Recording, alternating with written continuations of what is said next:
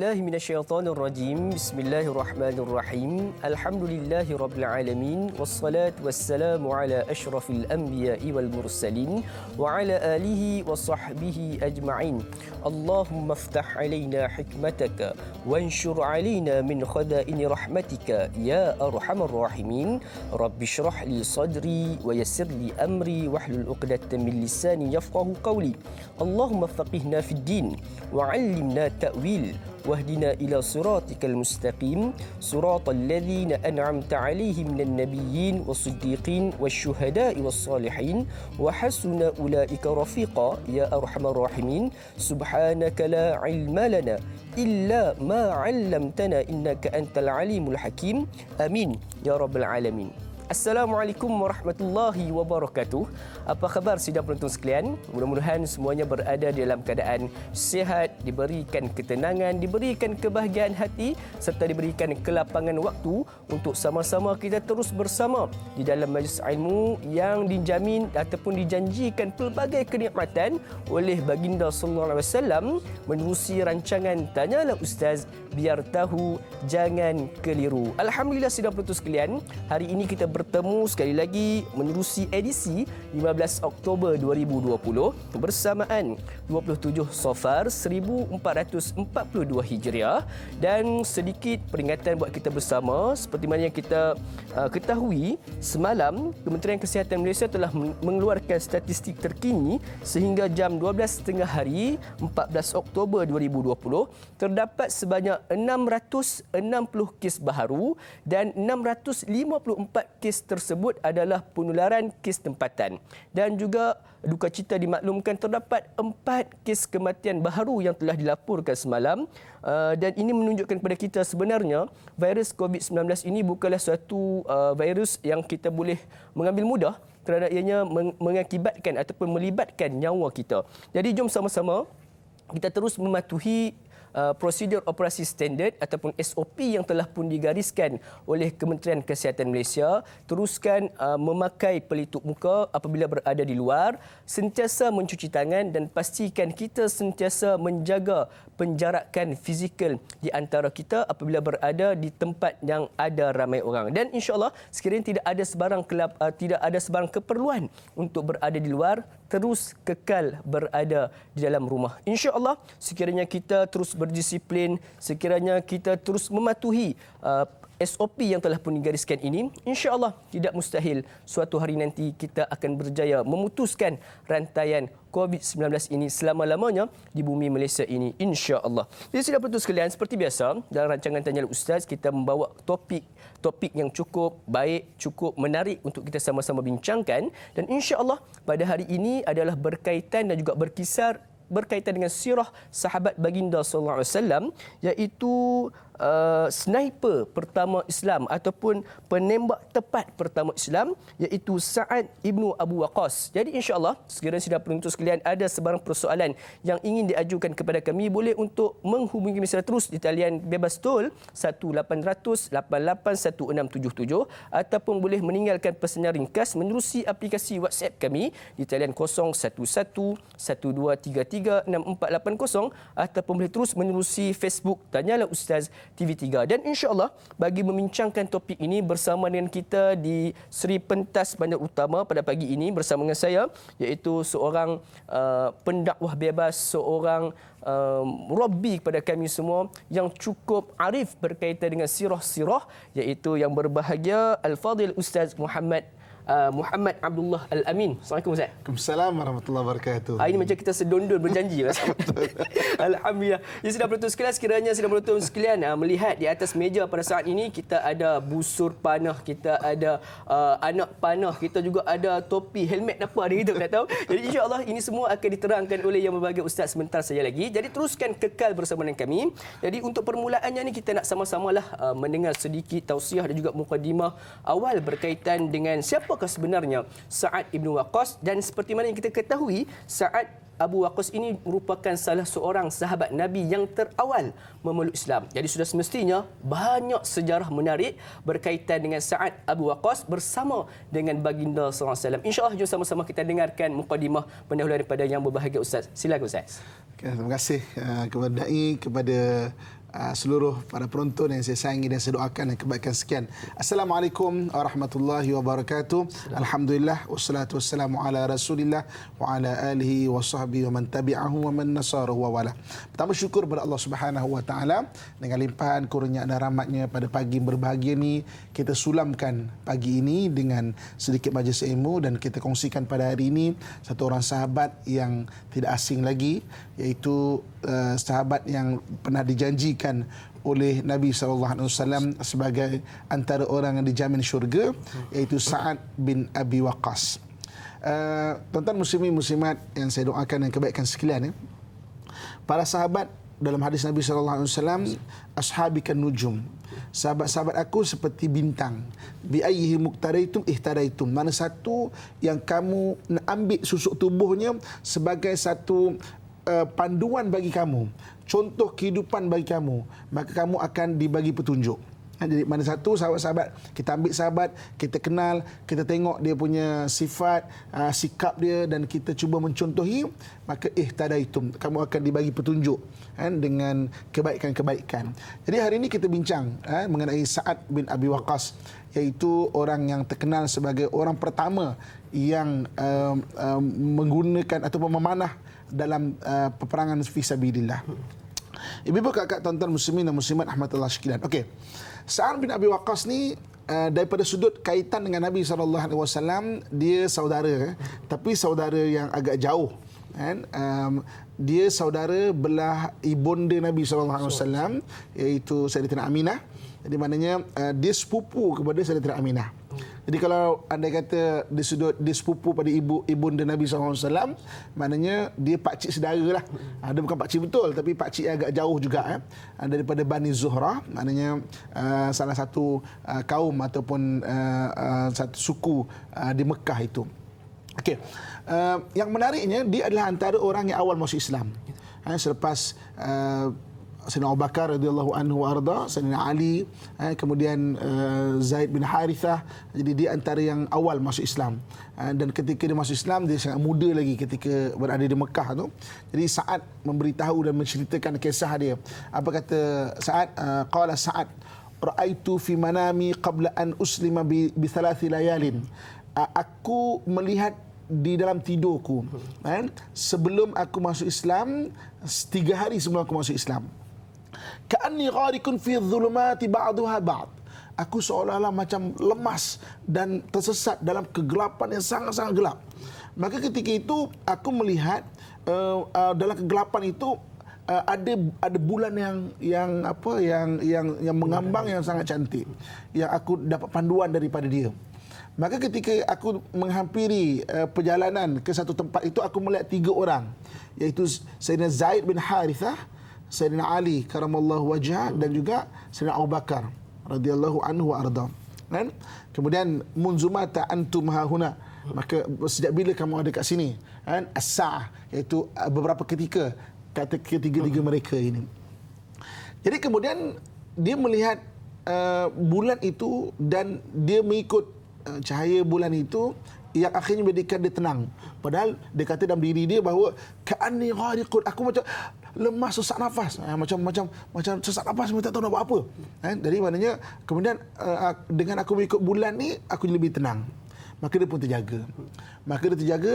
Pada hari itu, kata Sa'ad bin Abi Waqqas, aku merenung siapa dan apa keadaan ni. Maka terdetik hati dia untuk bertemu dengan Nabi SAW. Maka dia mencari-cari Nabi SAW, kan? Dan pada ketika itu dia bertemu Nabi SAW pada waktu asar. Nabi sedang menunaikan solat asar bersama 3 orang sahabat yang dinampak dalam mimpi ini. Iaitu ketika itu ada Zaid bin Harithah, kemudian ada Sayyidina Abu Bakar dan juga Sayyidina Ali karamallahu wajhah. Maka ketika itulah berjumpa Nabi SAW, baginda SAW itu selepas solat asar, baginda datang kepada baginda dan dia bertanya kepada baginda mengenai Islam, dan akhirnya Sa'ad bin Waqqas mengucapkan kalimah la ilaha illallah Muhammadur Rasulullah. Jadi maknanya ini bagaimana dia diberi hidayah. Jadi maknanya kalau kita tengok kan, bagaimana cara Allah Subhanahu Wa Taala bagi hidayah kepada seseorang. Hidayah ni boleh datang secara langsung Allah bagi. langsung Allah bagi. Maknanya tiba-tiba okey aku nak masuk Islam ada juga Ada hidayah datang dengan ilmu. Sebab tu kita disuruh menuntut ilmu Ibu-ibu, akak-akak, syabas. Kita dengan tanyalah ustaz hari-hari, itu antara salah satu cara Allah bagi hidayah kepada seseorang. Ada hidayah dia datang daripada lidah orang lain. Jadi sebab tu kita ni disuruh untuk sentiasa menegur isteri kita, anak kita, saudara kita, sekeliling kita. Sebab ada hidayah datang asbab orang lain. Orang lain menyampaikan kebenaran dan kebaikan-kebaikan.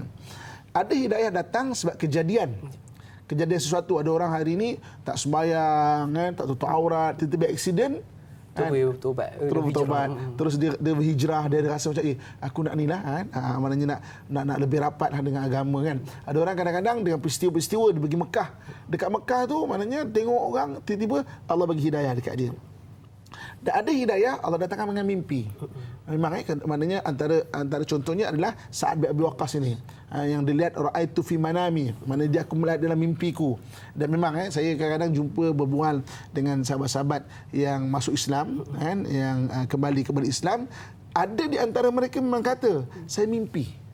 Maknanya memang antara salah satu dia adalah datangkan mimpi, ada kesedaran, dijentik hati dia, ada kesedaran. Ini cara bagaimana Allah Subhanahu Wa Taala bagi hidayah kepada seorang itu. Okey. Kemudian ibu-ibu, kakak, tuan-tuan muslimin sekalian, lamma aslama Sa'ad, ketika Sa'ad bin Abi Waqqas masuk Islam, imtanat ummuhu an ta'ami yawman thumma yawm. Maknanya mak dia ni sayang sangat Sa'ad. Waktu Sa'ad anak muda 17 tahun Macam kita anak muda 17 tahun, anak kita macam sekitar SPM kan, maknanya memang tengah ligat, tengah apa. Jadi mak dia sayang sangat kat dia, dan dia juga sayang pada keluarga dia. Jadi lama aslama Sa'ad, ketika Sa'ad bin Abi Waqqas ini masuk Islam, imtanat ummuhu, maknya mogok, dia tak nak makan imtanat ummuhu an ta'am yauman thumma yaum, hari demi hari, fa aqsamat alla tazuqa ta'aman wala syaraban au yarji'u Sa'ad ila dini abaih. Jadi maknanya dia tidak akan makan, tidak akan minum sampailah Sa'ad tu kembali kepada agama nenek moyang mereka lah. Jadi orang kat Mekah ni dia ada 3 golongan waktu tu. Pertama sekali adalah orang penyembah berhala. Yang kedua adalah orang yang berpegang kepada agama Nabi Ibrahim AS. Maksudnya dia tak menyembah berhala, tapi dia berpegang kepada syariat Nabi Ibrahim AS. Dan golongan yang ketiga adalah ahli kitab. Ahli kitab ni dua golongan, sama ada yang berpegang kepada ajaran Nabi Isa AS atau ajaran Nabi Musa AS. Ajaran Nabi Musa adalah golongan Yahudi, ajaran Nabi Isa adalah golongan Nasrani. Sebab ada 3 golongan di situ. Jadi maknanya mak bapak Sa'ad ni, ayah mak dia, keluarga dia adalah orang yang berpegang pada agama abaihi, maknanya percaya kepada patung-patung.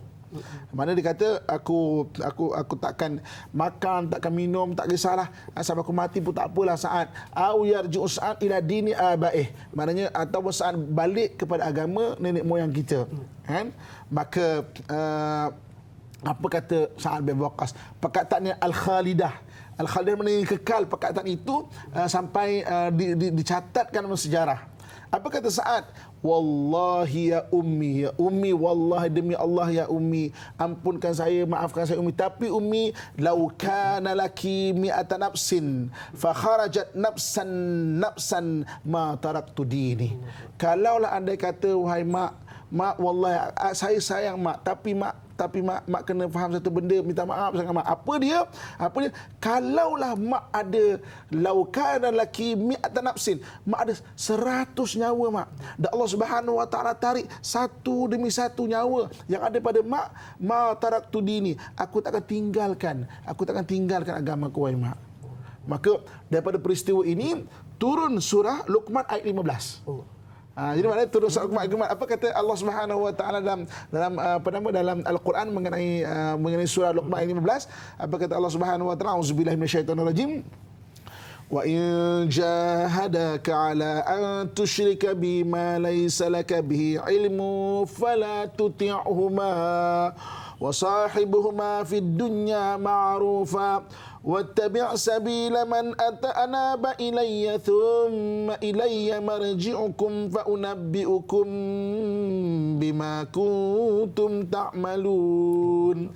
dan jika ibu dan ayah kamu mendesakmu untuk mempersekutukan aku, yakni Allah, yang tiada bagi mereka ilmu, mana mereka tak faham fala tuti'huma, jangan kamu taat keduanya kalau nak ajak dia syirik kepada Allah Subhanahu wa taala.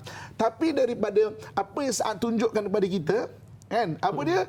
Allah sebut balik dalam Quran, wasahibuhuma fid dunya ma'rufa, walaupun kau tak taat kepada mereka sebab mereka mengajak syirik kepada Allah, tapi kamu hendaklah menjadi teman yang baik di dunia kepada mereka.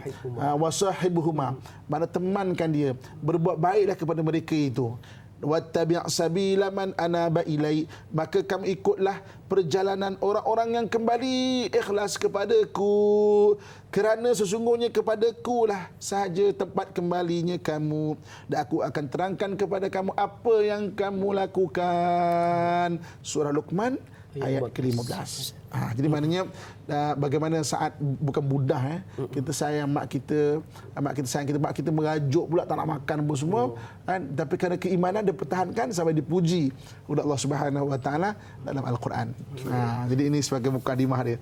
Insya-Allah. Jadi sungguh menarik sebenarnya sejarah awal bagaimana Sa'ad bin Abu Waqqas ni dia nak masuk Islam. Tadi sidang penonton sekalian, kita belum lagi masuk berkaitan dengan berkaitan dengan sniper pertama Islam ataupun Sa'ad bin Abu Waqqas sebagai pemanah terhebat pada zaman itu. Jadi kalau nak tahu dengan lebih lanjut, jangan ke mana-mana, teruskan bersama dengan kami dalam rancangan Tanyalah Ustaz, biar tahu jangan keliru sebentar saja lagi, insya-Allah.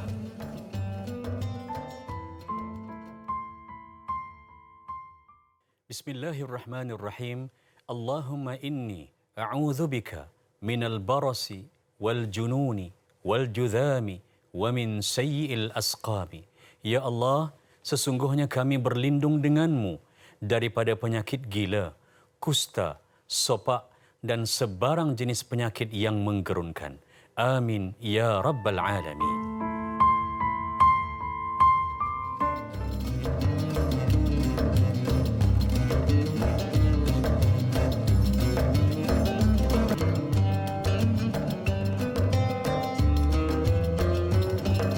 Alhamdulillah, sedang betul sekalian, kembali kita bertemu pada pagi ini dalam rancangan Tanyalah Ustaz, biar tahu jangan keliru, membincangkan topik yang cukup menarik untuk sama-sama kita teladani berkaitan dengan sirah. Sebenarnya sedang betul sekalian, bila mana kita menyebut berkaitan dengan sirah baginda SAW dan juga para sahabat, jangan di antara kisah-kisah yang tidak pernah ditelan zaman. Maksudnya sentiasa relevan sehingga ke saat sekarang ini untuk kita mengambil pengajaran dan juga intipati bagi kehidupan kita. Jadi pada hari ini berkaitan dengan Sa'ad bin Abi Waqqas, iaitu merupakan sniper ataupun pemanah terulung pertama Islam. Jadi seperti biasa sedang betul sekalian, ada sebarang persoalan yang ingin diajukan kepada kami, boleh untuk hubungi kami secara terus di talian yang tertera di kaca televisyen, insya-Allah. Jadi seperti tadi Ustaz telah pun menerangkan kepada kita berkaitan dengan sejarah awal Islamnya Sa'ad bin Abi Waqqas. Jadi Ustaz, timbul sedikit persoalan berkaitan dengan bagaimanakah pribadi ataupun karakter Sa'ad Abu Waqqas. Adakah dia ni seorang yang tegas ataupun sebagainya? Silakan Ustaz. Okey, terima kasih kepada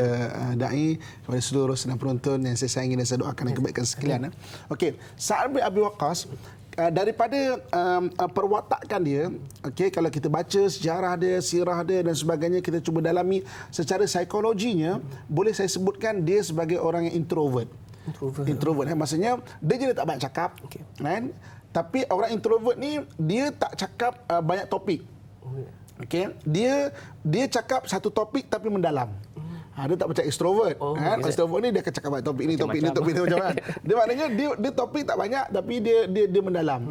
Ketika kecilnya, ketika kawan-kawan sibuk bermain itu dan ini sesuai dengan zaman Arab ketika itu, Sa'ad bin Abi Waqqas memang sangat obses. Kita sebut sebagai obses, mana sangat minat kepada memanah. Ada depan kita ni ada panah, maksudnya dia sangat minat kepada memanah ini. Okey, jadi kalau bila kita sebut mengenai panah dalam kajian mengenai ar-rimayah indal Arab, mana rimayah memanah dalam budaya Arab ketika itu, budaya Arab ketika itu sebenarnya tidak familiar, tidak biasa dengan memanah ini. Dan kalau kita tengok sejarah memanah, banyak perbahasan ulama sirah. Ada yang kata memanah bermula dengan zaman Nabi Adam alaihissalam lagi. Kalau ikut zaman ulama sirah, Nabi Adam diturunkan bila 10,000 tahun daripada kita. Maknanya baru lagi Adam ke Isa 8,000 tahun, Isa ke kita 2,000 tahun. Kan kita bacakan sekali dengan ilmu ekologi, and the oldest and the lowest city in the world adalah 10,000 tahun. Bandar paling tua di dunia Jericho sekarang berada di Palestin, iaitu adalah 10,000 tahun. Jadi kalau kita bacakan kajian sejarah dan juga kajian ekologi, maka ada kesamaan di situ. Jadi ada para ulama kita membahaskan bahawa mula-mula memang ada Nabi Adam alaihissalam. Maknanya satu kaedah yang diajar oleh Jibril alaihissalam. Itu sebagian ulama membahaskan. Ada yang kata zaman Nabi Ibrahim alaihissalam. Nabi Ibrahim ini bila 1,800 tahun sebelum Masihi. Sebab apa? Dikaitkan dengan sejarah Namrud. Sejarah Namrud adalah orang yang menggunakan panah. Jadi Namrud ni bila Nabi Ibrahim bila sekitar 1,800 tahun sebelum Masihi. Kemudian ada yang menyebut sebagai Jamshid. Jamshid ni iaitu orang Parsi. Orang Parsi ni lebih spesifik lagi iaitu Cyrus the Great. Sebagian ulama Islam menyatakan bahawa Cyrus the Great ni adalah Zulkarnain yang disebut dalam Al-Quran. Jadi ada khilaf. Ada yang kata Zulkarnain adalah Alexander the Great. Ada yang kata Cyrus the Great. Tapi kalau kita lihat daripada sejarah, yang menyembah Allah Subhanahu Wa Taala ada Cyrus the Great. Yang kemudian ahli kitab tanya kepada Nabi SAW, turun surah Kahfi menceritakan mengenai Zulkarnain. Wallahu alam. Tapi maknanya ada yang katakan mengenai Parsi. Sebab itu antara tentera Rom dan tentera Parsi, tentera Parsi lagi mahir dengan ilmu memanah ini. Okey. Jadi ilmu memanah ini datang ke Jazirah Arab, tempat Nabi SAW, tetapi bukan satu kebiasaan bagi orang-orang Arab. Bukan kebiasaan dia bukan memang dulu tu memang asal Arab, bukan. Jadi maknanya kalau disebut Nabi Ibrahim ke apa semua, semuanya di luar Jazirah Arab. Sebab itu Nabi SAW menyebut dalam hadis Nabi menggalakkan alimu auladakum birimayah wasibahah warukubul khail. Ajarkan anak kamu memanah, menunggang kuda dan juga berenang. Maknanya benda yang digalakkan dalam Islam, digalakkan Nabi SAW, sebab tiga benda ni dia bukan begitu maknanya dunia Arab bukan begitu biasa ketika itu. Ketika itu memanah memang orang Parsi, orang Rom lagi hebat ketika itu. Kemudian menunggang kuda juga. Jazirah Arab ketika itu tidak terkenal dengan kuda. Parsi lagi terkenal, orang Rom lagi terkenal dengan pasukan-pasukan berkuda, dan juga berenang. Dekat Madinah, kalau nak pergi berenang di laut 200 km dekat Yambu', maknanya 200 km. Kalau di Mekah, di Jeddah, memang agak jauh juga. Tapi walaupun Arab ni dia ada dipanggil oasis, lembah-lembah macam tu, maknanya mereka belajar berenang di situ. Sebab dalam hadis Nabi pernah berenang bersama Sayyidina Abu Bakar di Madinah, sebab ada lembah-lembah ataupun ada tasik-tasik kecil yang berada di sekitar Madinah tu. Jadi Ibu Bapak tuan-tuan sekalian, jadi bila disebut mengenai susuk tubuh Sa'ad bin Abi Waqqas, dia adalah orang yang memang daripada kecil orang lain main lari-lari lah, itulah ini sebagainya, orang main pedang ke apa sebagainya, dia lebih kepada memanah. Maknanya memang dia minat memang mana daripada kecil. Maknanya minat mana, kemudian memang belajar untuk membuat anak panah, belajar mengenai panah dan sebagainya. Jadi itu antara maknanya susuk tubuh Sa'ad bin Abi Waqqas ketika dia kecil. Jadi ketika di Islam sama juga minat dia itu ada pada memanah. Sebab itu ketika dalam peperangan Badar, orang Islam ketika itu tak pakai panah. Dalam peperangan Badar, pertama sekali orang Islam menggunakan panah adalah dalam peperangan Uhud. Sebab itu Sa'ad bin Abi Waqqas merupakan orang pertama yang melancarkan anak panah, dan tepat ketika itu dalam peperangan Uhud, dalam perang fisabilillah.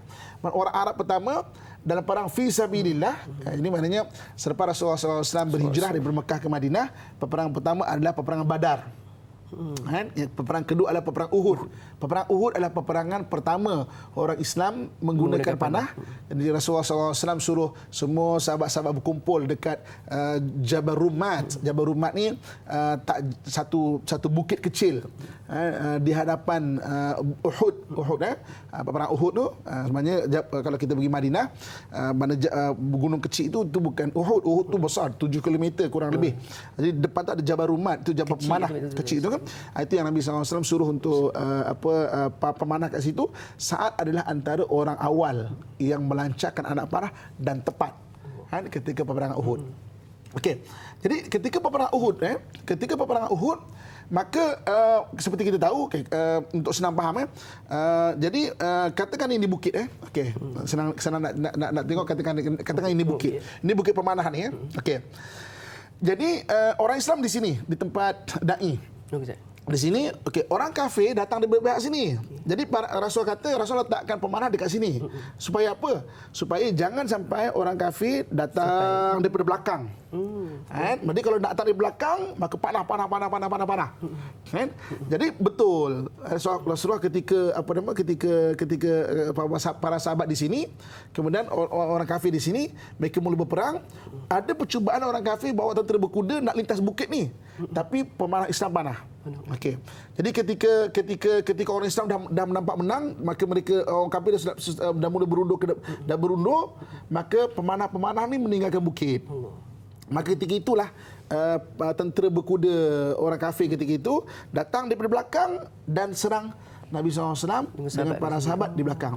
Jadi ketika itu Sa'ad bin Abi Waqqas melihat, mana Nabi kata jangan tinggalkan bukit. Sa'ad bin Abi Waqqas ada di bawah ketika itu. Jadi apabila pemanah-pemanah tinggalkan bukit ketika itu, maksudnya banyak yang pemanah-pemanah juga syahid ketika itu.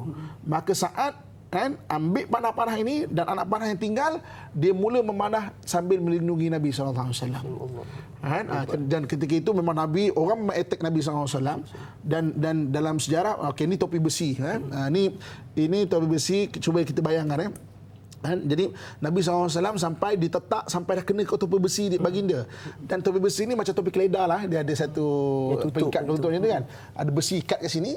Dan pedang orang-orang kafir sampai kena kat kepala Nabi. Dan terkena dekat, sampai tetakkan itu sampai dekat, bukan saja kat kepala topi besi ni, sampai dekat sini dah. Dan terkena dengan penutup, maknanya pengikat tu kan. Besi itu sampai masuk ke pipi Nabi SAW yang mulia. Itu yang sampai. Jadi antara orang yang melindungi Nabi SAW adalah Sa'ad bin Abi Waqqas. Sebab itulah Nabi SAW ketika perang Uhud itu, Nabi kata apa? Irmi ya Sa'ad. Irmi maknanya panah Sa'ad, panah Sa'ad, fidaka abi wa ummi. Mana aku dengan ayahku dan emakku. Maknanya ini mana kuatnya kan? Maknanya keredaan Nabi SAW dan maknanya kecintaan Nabi SAW kepada sahabat Waqqas sampai fidaka abi wa ummi ya Sa'ad. Mana demi ayahku dan emakku ya Sa'ad. Maknanya sebagai tebusan tu maknanya sebagai itu satu cara orang Arab kan, kalau dia bersumpah pada mak ayah tu memang hebat lah. Tinggi betul tu. Tinggi betul tu. Jadi Sa'ad bin Abi Waqqas antara yang memanah para sahabat yang memanah yang syahid kat bawah tu, dah ambil anak panah sampai orang kafir tak nak dekat. Sebab orang kafir dah start sampai dah rapat dengan Nabi SAW dah. Ada sahabat-sahabat yang putus jari, mana sama-sama melindungi Nabi, ada yang syahid, dan saat cuba menjauhkan mereka dengan panah ni. Jadi ini ketika peperang Uhud. Sebab itu memang yang awal sekali menggunakan panah dan tepat sampai didoakan Nabi SAW adalah Sa'ad bin Abi Waqqas. Sampai akhirnya Nabi SAW berundur dekat Gunung Uhud. Okey, cuba bayangkan katakan saya sekarang ni duduk dekat Bukit Uhud. Tentu ibu-ibu, akak-akak, ayah-ayah yang pergi Madinah dan kita merindui Madinah, mudah-mudahan Allah segera bebaskan kita daripada wabak ni dan kita boleh pergi Mekah dan Madinah. Katakan saya duduk di Jabal Rumat, Jabal Pemanah tu. Okey, boleh bayangkan. Jadi kalau kedudukannya macam tadilah, maknanya di sini, dan depan saya ni adalah makam para syuhada tu. 70 syuhada Uhud tu. Okey. di mana Nabi berundur. Kalau saya duduk dekat Jabal Rumah ni, di depan saya ni adalah makam para syuhada. Okey, saya nomborkan makam para syuhada tu pukul 12, kan? Pukul 12, pukul 1, pukul 2. Jadi kalau kita tengok pukul 2 belah sana tu, dekat sana tu, dekat bukit tu dia ada satu gua kecil. Orang tak banyak bawa situ sebab memang kerajaan Saudi pun tak benarkan orang ziarah. Tapi kalau saya biasa saya bawa jemaah saya ke situ. Di situ ada gua kecil, kan?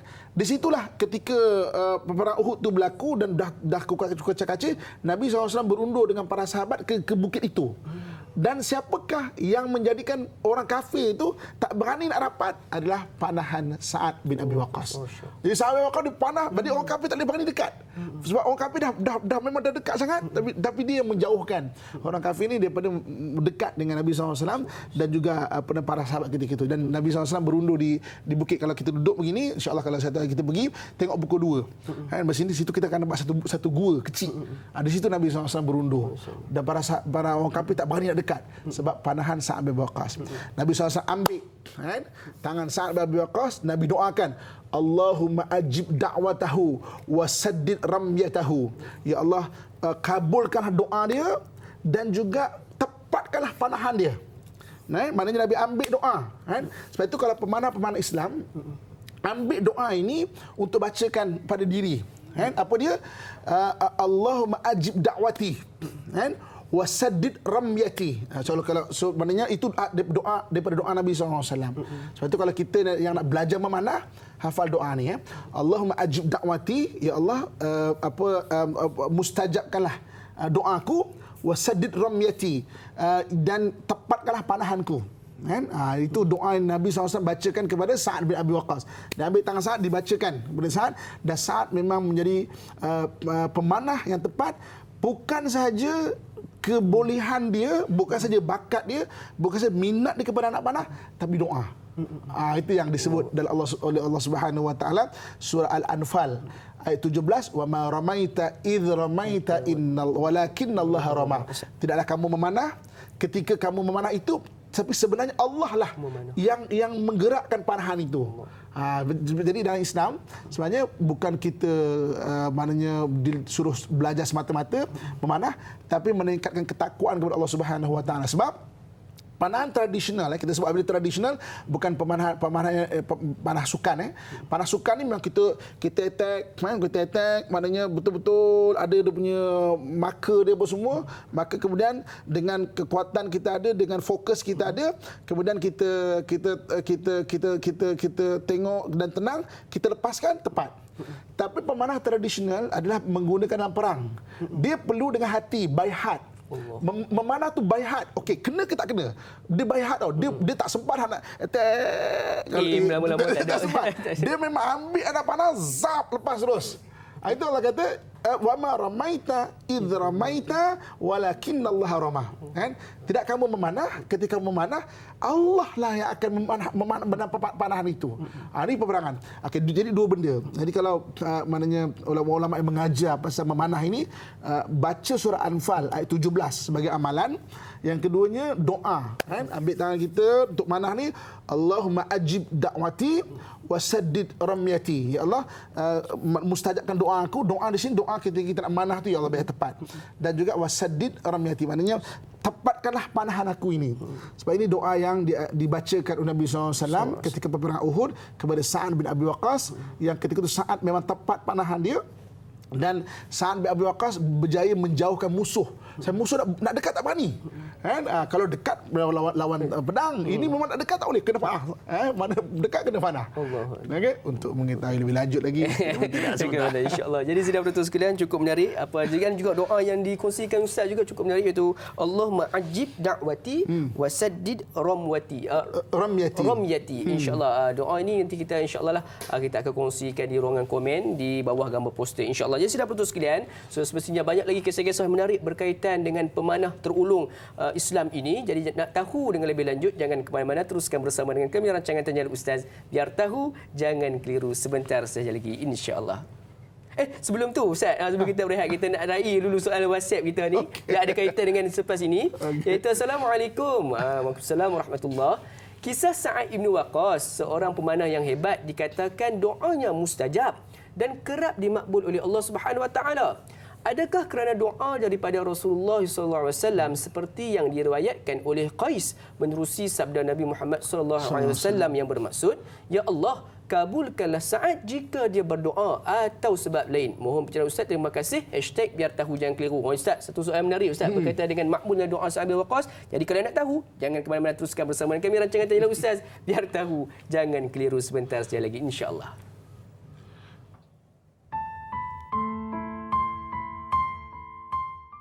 Bismillahirrahmanirrahim. Allahumma inni a'udzubika minal barasi wal jununi wal judhami wa min sayyi'il asqami. Ya Allah, sesungguhnya kami berlindung denganmu daripada penyakit gila, kusta, sopak dan sebarang jenis penyakit yang menggerunkan. Amin ya rabbal alamin.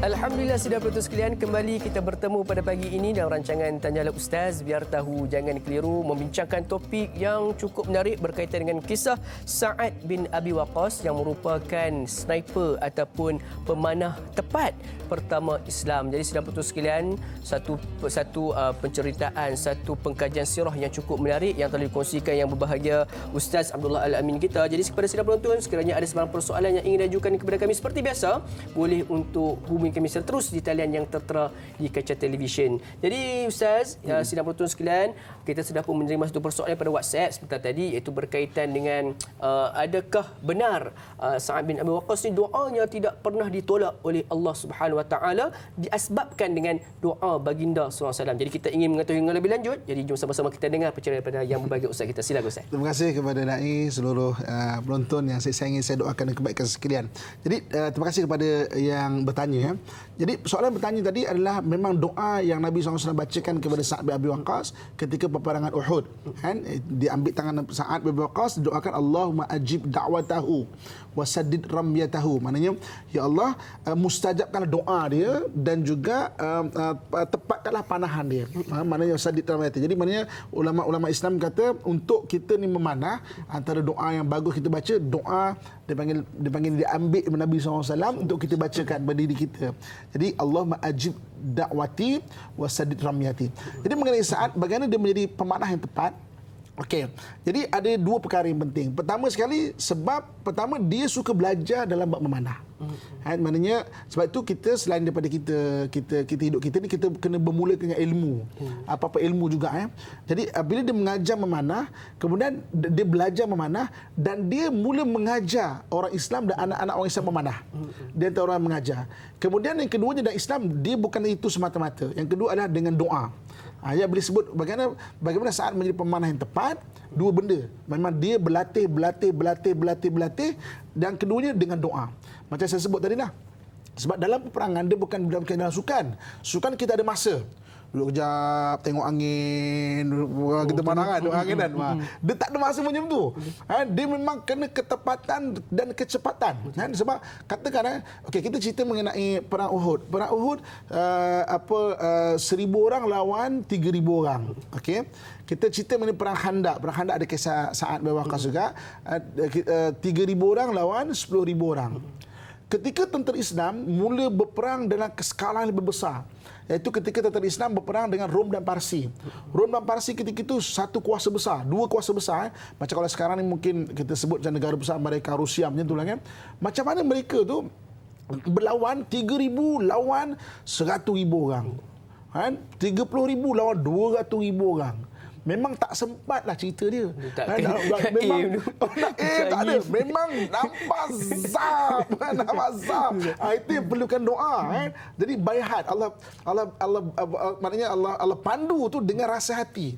Dengan rasa hati maknanya memang ambil anak panah tu, kenakan dekat busa tu, memang lepaskan, dan Sa'ad bin Waqqas memang tepat. Hasil daripada memang belajar, latih dan juga doa daripada Nabi SAW. Sallallahu alaihi wasallam. Itu pentingnya doa juga.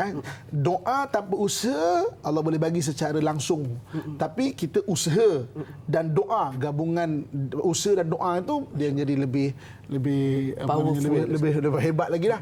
Sebab yang suruh usaha juga adalah Allah Subhanahu Wa Taala. InsyaAllah. Jadi Ustaz, cukup menarik berkata tu. Jadi usaha juga perlu disertakan dengan doa, barulah dia akan menghasilkan satu benda yang lebih powerful ataupun lebih memberikan kesan insyaAllah. Jadi Ustaz, pada saat ini kita ada pemanggil di talian. Assalamualaikum. Waalaikumsalam. Ya, siapa talian? Saya Haji Isa Haji Hudari dari Parit Muntah Perak. Ya, Tuan Haji Isa kita orang Parit Muntah, orang kampung kita tu. Silakan Tuan Haji Isa, apa khabar? Apa khabar? Saya begini, Ustaz Danai. Yes, apakah benar yang Sa'ad bin Waqqas ni pernah dihantar oleh Nabi ke negeri China untuk jadi duta mengembangkan agama Islam? Itu soalannya. InsyaAllah. Terima kasih Tuan Haji Isa kita. Satu soalan menarik berkaitan dengan adakah benar Sa'ad bin Waqqas pernah dihantar sebagai duta di negara China? Okey. Saya ambil 2 minit untuk saya cerita sikit. Okey. Saya mula-mula pergi negeri China dengan saya tak tahu apa-apa. Waktu tu ada satu penerbangan murah, airline murah. Saya tahu waktu tu saya belajar lagi. Saya dan kawan saya, murah ni, jom kita pergi. Jom lah. Jadi ketika hari saya nak pergi itu dia tak datang. Jadi saya terbang seorang-seorang ke Macau. Dia terbang waktu tu penerbangan Malaysia ke Macau, Malaysia Kuala Lumpur ke Macau. Sampai ke Macau, saya seorang-seorang Melayu itu. Yang lain semua memang orang daripada negeri China. Jadi saya duduk kayak apa benda kena buat dengan. Round naik bas ke Macau tu sebagainya, balik dalam 5 hari selepas tu. Keliling gitu. Kemudian saya nampak embassy China waktu tu. Jadi kalau kita masuk negeri China daripada Hong Kong atau daripada Macau, kita boleh ambil maknanya visa dan masuk terus. So jadi pun saya dah petang hantar pasport, dia kata okey esok ambil. Jadi saya pun cari hotel mana, esok saya ambil. Saya pun naik bas pergi masuk ke negeri China. Kan kalau sekarang kita dah biasa dah kenal sebab penerbangan dah banyak ni cerita dekat 20 tahun lepas. Masya-Allah lama. 15 tahun lepas kan 20 tahun lepas. Jadi saya masuk di Guangzhou. Sampai-sampai saya kata, saya check in hotel, saya tak makan tau. Saya makan roti dengan air je hari-hari. Sampai hari tu hari Jumaat, saya nampak orang pakai kopiah. Saya kejar dia. Saya kata gini saya tunjuk. Ni, makan tu. Dia kata, faham pula tu. Dia bawa saya kedai makan, kita pun makan. Dia berhati saya makan, jangan ke bulu. Berapa hari, 3 hari tak makan roti dengan ni. Dah habis makan, Alhamdulillah. Saya cakap pun, saya cakap syukuran. Dia pun tak faham. Lepas tu dia tengok saya, dia kata, sahabu. Cakap apa benda pula lah dia cakapkan. Dia kata, sahabu. Saya kata, ikut je lah. Jadi pun saya ikut, jalan jauh, kaki jauh. Rupanya, saya datang ke satu kawasan perkuburan Islam. Di situ ada satu orang sahabat. Jadi orang Cina dia panggil sahabat tu sahabu. Dia punya slang dia. Dia bagi salam pun beza dengan kita Dia slang dia. Dia kalau jumpa kita dia kata assalamualaikum. Dia bukan assalamualaikum. Assalamualaikum. Saya boleh aku nak jawab waalaikumsalam ke waalaikumsalam Masya-Allah. Waalaikumsalam. Musliman. Sahabat Islam. Jadi dekat situ satu makam Abi Waqqas. Jadi itulah pertama kali waktu tu saya berselawat pada Nabi SAW. Allahumma salli ala sayyidina wa ala alihi wa sahbihi ajma'in, masuk sampai dalam hati. Allah. Sebab apa? Ya Allah, sampai sini sahabat ni. Maknanya luar kota Mekah tau. Okey. Jadi ada satu makam sahabat di Guangzhou, China. Di Guangzhou, China, iaitu Abi Waqqas. Okey. Di depan makamnya tertulis kata-katanya. Kami datang ke negeri China untuk mengislamkan China dan kami tidak akan pulang lagi ke negara Arab. Satu antara dua pasti akan berlaku. Sama ada kami syahid di bumi China atau Islam tersebar di bumi China. Terbukti Islam tersebar di bumi China. Jadi situ adalah makam Abi Waqqas. Okey. Dulu mula-mula dia tak declare itu Sa'ad bin Abi Waqqas, dia sebut Abi Waqqas saja. Lately ni akhir-akhir ni kalau kita pergi dia cakap itu Sa'ad bin Abi Waqqas. Tapi sebenarnya itu adalah adik Sa'ad bin Abi Waqqas, Abdullah bin Abi Waqqas.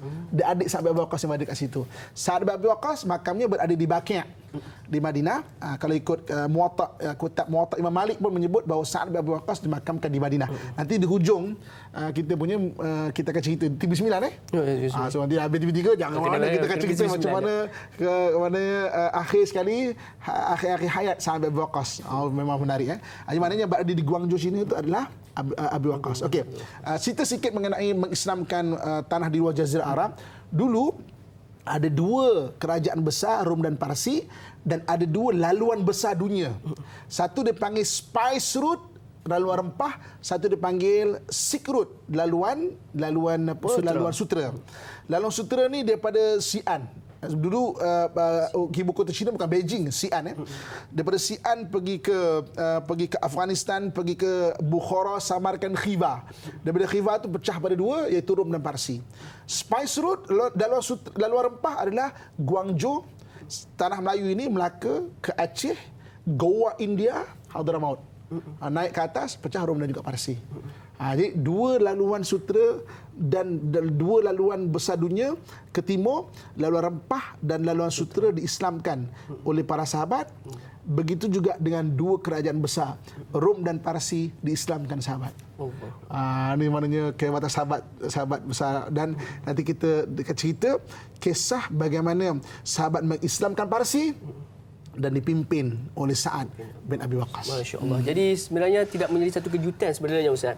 Sebenarnya suatu ketika dahulu diceritakan bahawa Islam ini menguasai 2/3 dunia. Ya. Allah. Apatah lagi bila mana Ustaz diceritakan ada dua root tersebut yang telah pun diislamkan oleh agama kita. Jadi Islam betul sekalian, jom sama-sama kita ambil semangat ini untuk kita kembalikan keagungan dan juga kegemilangan Islam, insya-Allah. Jadi Ustaz, kita beralih kepada soalan berikutnya, pengurusi Facebook kita daripada Puan Siti Nurbayah.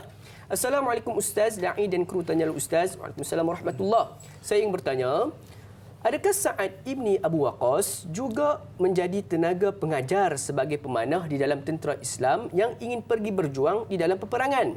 Dan soalan kedua, dari manakah Sa'ad ibni Abu Waqqas belajar membuat senjata alat panah? Mohon pencerahan Ustaz, terima kasih. Jadi Ustaz, sedikit tambahan Ustaz, berkaitan dengan apakah perbezaan antara busur yang digunakan oleh tentera Islam dahulu dan juga busur yang digunakan pada zaman sekarang ni, Ustaz. Silakan. Okey.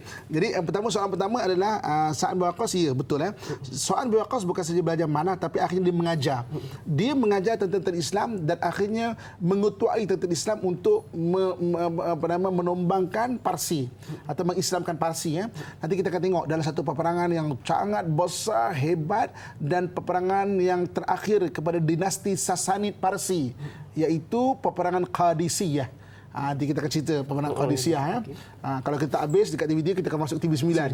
Kalau tak habis kat tu, next. Okay, jadi maknanya dia juga memanah. Soalan kedua, daripada mana dia belajar memanah? Wallahu alam. Saya tak jumpa riwayat yang tepat.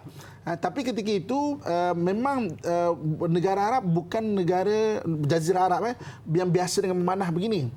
Tapi Sa'ad bin Abi Waqqas, dia telah maknanya belajar memanah, tak disebutkan gurunya siapa. Saya tak jumpa, tapi benda saya tak jumpa bukan mana tak ada. Besok kalau kita ada rujukan mana boleh kongsi. Tapi saya baca setakat ni saya tak jumpa. Okey. Ini soalan daripada Na'i, tambahan daripada soalan berkaitan dengan belajar memanah ni Ustaz. Nak tahu juga Ustaz beza ni Ustaz. Okey. Memanah ni, busur ni dia ada berbagai-bagai. Okey. Ni yang kita depan kita ni kita panggil tradisional lah. Tradisional, ada yang baru, yang baru ada compound lah dan sebagainya. Okey. Kita cerita mengenai tradisional. Okey, cara memegang anak panah dia memang ada berbagai-bagai cara. Okey, ada yang satu jari. Satu jari kan. Satu jari ni kalau saya mungkin nak tunjuk kan. Gitu kan. Bawa saja Ustaz.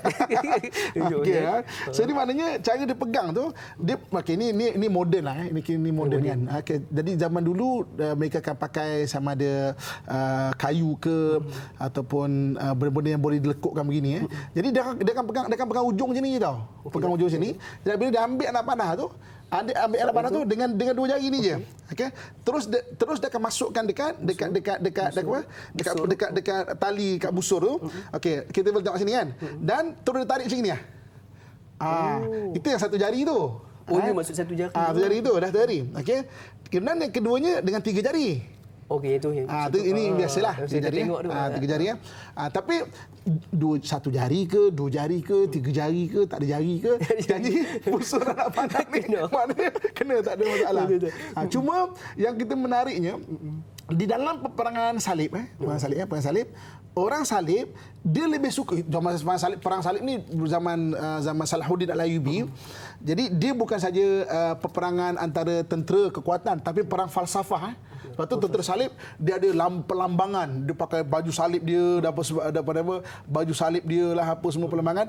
Ketika itu tentera salib lebih suka memanah dengan 3 jari. Oh, tentera salib. Tentera salib sebab dia apa nama dia maksud dia lah Trinity. Dan tentera Islam suka makan 1 jari. Satu sebagai wahid. Allah wahid asa. Tapi jangan kita cakap 3 jari kau ini tentera salib. Tak. Maknanya memang Islam pun ada 3 jari ataupun 1 jari kan. Tapi ini kita cerita mengenai zaman tentera salib pada 1187 Masihi ketika Salahuddin Al-Ayyubi bertembung dengan tentera salib dekat Karnal Hittin, dekat peperang Hittin jadi maknanya itu sebab mereka bukan saja bertembung kekuatan tapi bertembung falsafah juga. Jangan cakap bahawa 3 jari itu bukan itu maksudnya. Tapi maknanya ketika itu mereka lebih suka. Tak ada je tentera Islam pakai 3 jari juga. Kalau kita tengok macam budaya kita daripada timur, hatta kalau kita lihat lukisan-lukisan lama, mana orang Nusantara dia pakai 3 jari, ada pakai 1 jari. Kan? Itu antara kita menyesatkan pula pula kan jadi tiba-tiba kita akan bahaya juga insya-Allah. Jadi di situlah di antara perbezaan antara orang kata apa busur panah yang tradisional dan juga yang ada pada zaman sekarang ni insya-Allah. Jadi Ustaz, kita nak teruskan lagi persoalan berikutnya daripada Facebook kita, daripada Puan Nur Hayati Ismail. Assalamualaikum Ustaz Andai serta kru Tanyalah Ustaz. Waalaikumsalam warahmatullahi. Memanah adalah sunnah, namun saya sendiri pernah cuba belajar memanah. Ternyata bukan mudah dan memerlukan kekuatan fizikal serta fokus. Ternyata panglima-panglima Islam ini tiada tolok bandingnya. Soalan saya, apakah spesifikasi busur dan alat memanah panglima Rasulullah berbeza-beza? Yang kedua, adakah mereka yang mahir dalam memanah ini juga hebat dalam menunggang kuda atau mereka adalah pemanah senyap? Mohon pencerahan dari Ustaz. Terima kasih. Daripada Kak Yat, Bandar Tasik Putih Rawang, Selangor. Soalan yang cukup menarik berkaitan dengan adakah pemanah ini juga orang yang aktif berkuda, cekap berkuda. Okey. Memanah macam pedang. Okey. Pedang ni zaman dulu ada pedang yang memang tuan punya diri yang buat sendiri. Itu berbezalah. Maksudnya antara pedang tukang besi sini, kalau Islam dia panggil grup Al-Haddad. Al-Haddad ni mana tukang besi. Dekat Malaysia ada keturunan Al-Haddad. Kan? Maknanya itu adalah keturunan orang yang mahir buat besi tu. Kan? Saya pernah jumpa satu keturunan Al-Haddad dan masih lagi mewarisi ilmu buat besi di Bukhara sama Uzbekistan. Memang dia pandai buat besi dan besi yang Islam, pedang Islam ni dari panggil Damas Steel atau Damascus Steel. Maknanya besi istimewa yang memang Al-Haddad ni yang maknanya yang tempa. Kalau pedang Islam bertemu pedang barat patah. Damas Steel. Okey. Macam tu juga dengan anak panah. Ada yang mereka buat sendiri. Itu yang berbeza tu. Pedang ini ada yang memang tukang maknanya pemanah yang buat. Dan macam dia buatlah banyak-banyak. Itu sama. Bentuk yang sama, saiz sama lebih kurang kan. Lepas tu kalau kita tengok kadang-kadang panah Rasulullah, panah sahabat pada zaman keturunan Salahuddin Al-Ayyubi dan panglima-panglima dia ada beza kan. Ada yang berkata sama je. Jadi maksudnya kalau yang sama tu mana seorang yang buat. Maknanya pakar memanah tu yang buatlah. Kalau kadang-kadang buat sendiri itu berbeza antara busuran panah tu lain. Okey, yang keduanya Ustaz, sebelum yang kedua tu Ustaz, kita nak raikan dahulu pemanggil kita di rumah pada saat ini. Assalamualaikum. Waalaikumsalam warahmatullahi wabarakatuh. Ya, siapa di talian? Saya Haji Tukinon, Haji Muhammad Saleh daripada Sekolah Johor Apa khabar Tuan Haji Tukinon kita? Alhamdulillah baik-baik aja. Mudah-mudahan Ustaz dan Dai keadaannya baiklah. Alhamdulillah. Cukup menarik pembincangan kita pada pagi ini. Silakan dengan soalan seterusnya Tuan Haji Tukinon. Okey, persoalan saya Ustaz. Kita tahu Sa'ad Abu Waqqas kan memang pemanah yang terhandal Ustaz. Saya nak tanya Ustaz, selain daripada Nabi yang mendidik, siapakah guru ataupun orang-orang yang mengajar dia supaya Sa'ad menjadi terror ataupun terhandal dalam pemanah? Jadi nak minta penjelasan Ustaz dan Dai pagi ini. Itu saja soalannya. Terima kasih. Assalamualaikum. Assalamualaikum warahmatullahi wabarakatuh. Soalan yang menarik juga tu berkaitan dengan siapakah di antara lagi insan-insan yang memberikan orang kata perangsangan untuk Sa'ad bin Waqqas sehingga menjadi seorang pemanah yang hebat Ustaz. Macam saya sebut tadi, Sa'ad bin Waqqas catatan mengenai guru dia belajar memanah maknanya tidak dicatat siapa dia. Tapi memanah ni bukan benda yang biasa bagi orang orang Arab Jazirah Arab walaupun mereka tahu memanah tapi bukan tak macam Parsi memang terkenal panah. Contoh macam Cyrus the Great ataupun Jamshid memang terkenal panah, dekat dia punya istana pun ukir-ukir panah masih ada lagi. Rom biasa dengan panah, Jazirah Arab batu tu belum. Jadi boleh kita sebut daripada satu sudut iaitu pengiktirafan, pengijazahan guru pertama dalam Islam memanah adalah Sa'id bin Waqqas. Sebab dia adalah orang yang awal melepaskan panah dan diiktiraf oleh Nabi SAW. Jadi guru dia siapa? Wallahualam tak disebut, tapi dia adalah guru pertama sebab dia adalah orang pertama yang melepaskan anak panah dengan tepat pada jihad fisabilillah. Jadi maknanya kita boleh sebut dia adalah guru pertama dan dia memanah tepat, didoakan Nabi SAW dan dia juga melatih pemanah-pemanah Islam sampai akhirnya mereka dapat maknanya lawan Parsi, pemanah Parsi tau. Parsi dinasti Sasanid lebih 1000 tahun. Panah tu dah memang berketurunan daripada mereka.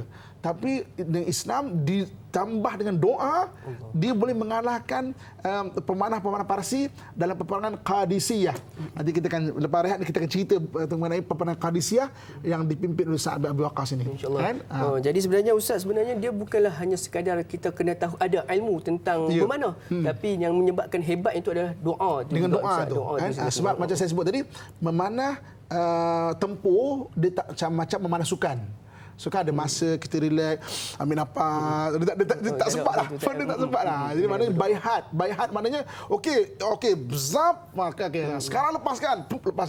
InsyaAllah. Jadi Ustaz, kita nak teruskan lagi dengan persoalan yang kedua tadi pada Nurhayati Ismail itu berkaitan dengan adakah juga berkuda juga Islam yang memanah ni juga mereka handal dalam berkuda, Ustaz. Dalam perang Qadisiyah yang menariknya nanti kita akan cerita, para sahabat membuktikan mereka punya 3 kemahiran ini. Sebab apa? Parsi ni dekat tanah Parsi dia tak macam Jazirah Arab. Sungai tak ada. Dekat Parsi ni penuh dengan sungai-sungai. Ketika itu kita dapat lihat sejarah peperangan Qadisiyah, sahabat berenang, sahabat berkuda dan juga sahabat memanah. Betul hadis Nabi SAW, alimu auladakum birimaya wasibahah warukubul khail. Ajarkan anak kamu memanah, berenang dan menunggang kuda. Sebab peperangan Qadisiyah membuktikan bahawa sebenarnya anak-anak sahabat well trained, ditrain dengan bagus dalam 3 kemahiran ini.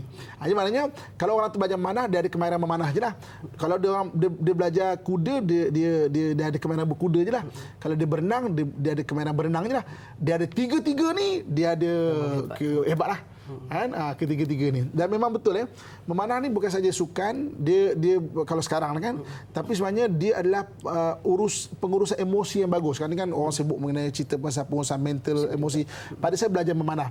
Sebab apa? Dia antara pengurusan emosi yang sangat bagus. Sebab apa? Memanah ni emosi nampak terus.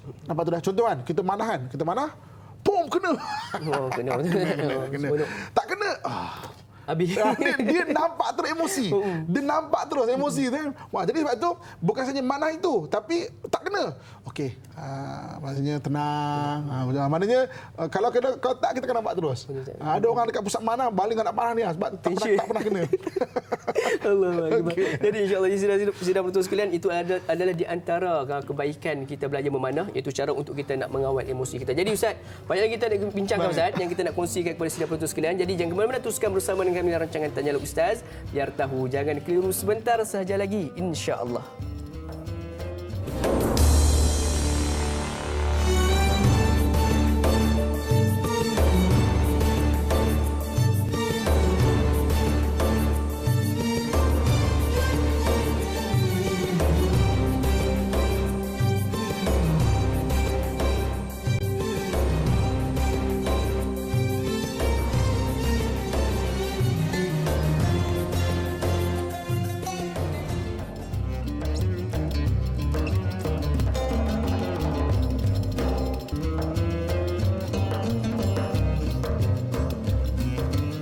Alhamdulillah, sidang penonton sekalian, kembali kita bertemu dalam rancangan Tanyalah Ustaz, biar tahu jangan keliru, bersiar langsung di Seri Pentas Bandar Utama pada pagi ini. Alhamdulillah, sidang penonton sekalian. Jadi kepada sahabat-sahabat, saudara-saudara serumpun kita yang sedang menyaksikan menerusi live Facebook kita pada pagi ini, seperti biasa, sekiranya ada sebarang persoalan yang ingin diajukan kepada kami, jangan diajukan soalan tersebut menerusi live Facebook tersebut, tetapi keluar sebentar, pasti ke gambar poster saya dengan yang berbahagia Al-Fadhil Ustaz Abdullah Al-Amin kita kita boleh bertanyakan soalan di ruangan komentar di bawah gambar putus tersebut. Dan jangan lupa untuk melaksanakan tanggungjawab dan juga orang kata apa, cara mudah untuk kita nak menyebar luaskan dakwah kepada sahabat-sahabat kita. Mungkin kita tak mampu untuk nak bercakap, kita tidak mampu untuk nak memberikan ceramah sebagainya. Jadi laksanakan tugas paling mudah dengan menekan butang kongsi. Kita sebar luaskan ilmu yang kita dapat pada pagi ini berkaitan dengan salah seorang sahabat Nabi, iaitu Sa'ad bin Abi Waqqas, kepada seberapa ramai yang boleh. Biar kita, bukan hanya kita saja yang tahu, bahkan sahabat-sahabat dan juga ahli keluarga kita yang terdekat di sekeliling kita ini juga mengetahui tentang peribadi sahabat baginda SAW yang telah dijamin syurga ini, insya-Allah. Jadi, sidang penonton sekalian, Ustaz, kita nak meraihkan persoalan yang berikutnya daripada Facebook, daripada Puan Hana Wanci. Assalamualaikum Ustaz Da'i. Waalaikumsalam warahmatullahi. Semoga dalam rahmat dan redha Allah Subhanahu wa taala. Amin ya rabbal alamin.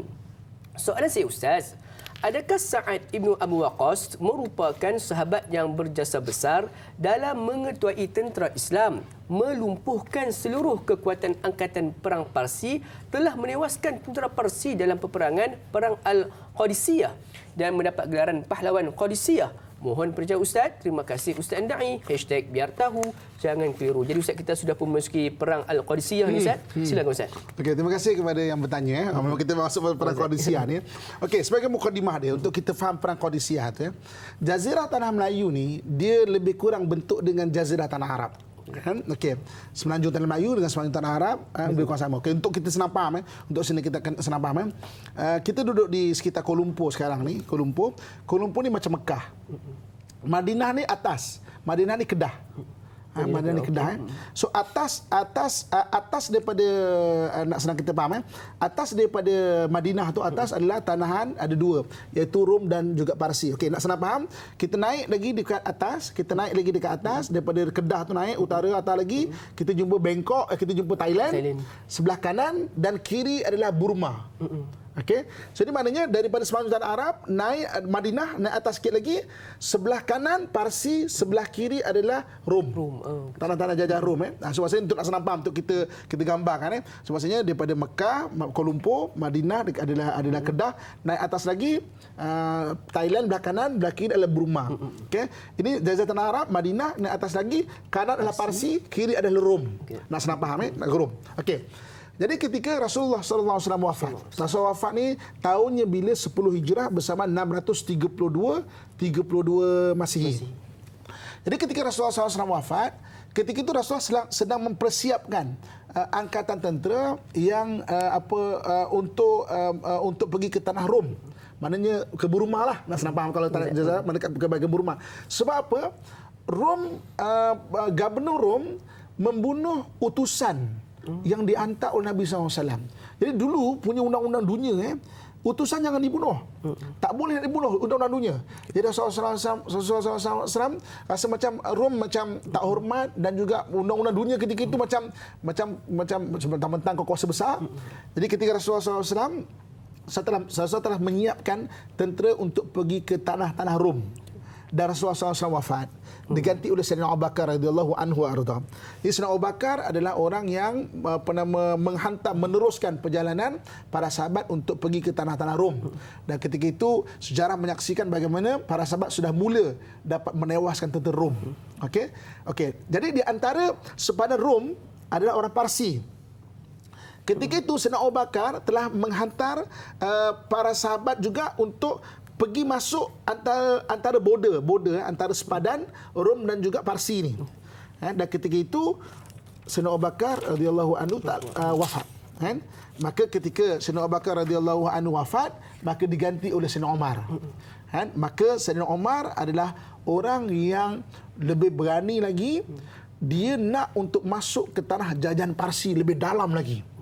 Dan Sayyidina Umar radhiyallahu anhu arda sendiri nak memimpin untuk pergi ke tanah jajahan Parsi. Tapi ketika itu para sahabat radhiyallahu anhum wa arda lain semua tak bagi. Sebab mereka kata, wahai Umar, engkau diperlukan di Madinah ini sebagai khalifah. Dia kata, aku nak pergi sendiri. Tapi sahabat kata tak. Yang lebih kuat lagi tahan Sayyidina Umar adalah Sayyidina Abdurrahman bin Auf. Maka ketika itu Sayyidina Umar bertanya dalam mesyuaratnya, siapakah yang maknanya yang nak ganti aku. Kita pun tahu Umar maknanya Sayyidina Umar punya watak, sifat dan sebagainya. Siapakah orang yang boleh sebenarnya yang kamu tengok cara pemikiran dia macam aku, cara bertindak macam aku, macam maksudnya maknanya dia punya level kepimpinan itulah. Maka Abdurrahman bin Auf mengatakan bahawa al-asadu adiyah, iaitu singa yang hebat cakarannya, Sa'ad bin Abi Waqqas. Abdurrahman bin Auf sebenarnya yang mencadangkan, okey, lepas Umar, orang yang akan menombang ke Parsi adalah Sa'ad bin Abi Waqqas. Maka ketika itu Sa'ad bin Waqqas diamanahkan dengan 30,000 tentera Islam untuk bergerak ke tanah dalam bahagian Parsi lagi. Jadi ketika sebelum, yang menariknya, ketika tentera nak bergerak, Sayyidina Umar berkhutbah kepada Sa'ad bin Abi Waqqas, pesan betul-betul 3 perkara. Catatkan bagi ibu bapa kat atas 3 perkara Saya bacakan dalam bahasa Arab dia, tapi saya akan simpulkan intipati dia. Maka ketika Umar yuwadi', maknanya dia menghantar tentera di perbatasan Madinah tu, dia berpesan, ya Sa'ad, la yaghurrannaka minallahi an qila khalu Rasulillah wa sahibu Rasulillah, fa inna Allah azza wa jalla la yamhu sayyi'atan bisayyi' walakinnahu yamhu sayyi'atan bil hasanah.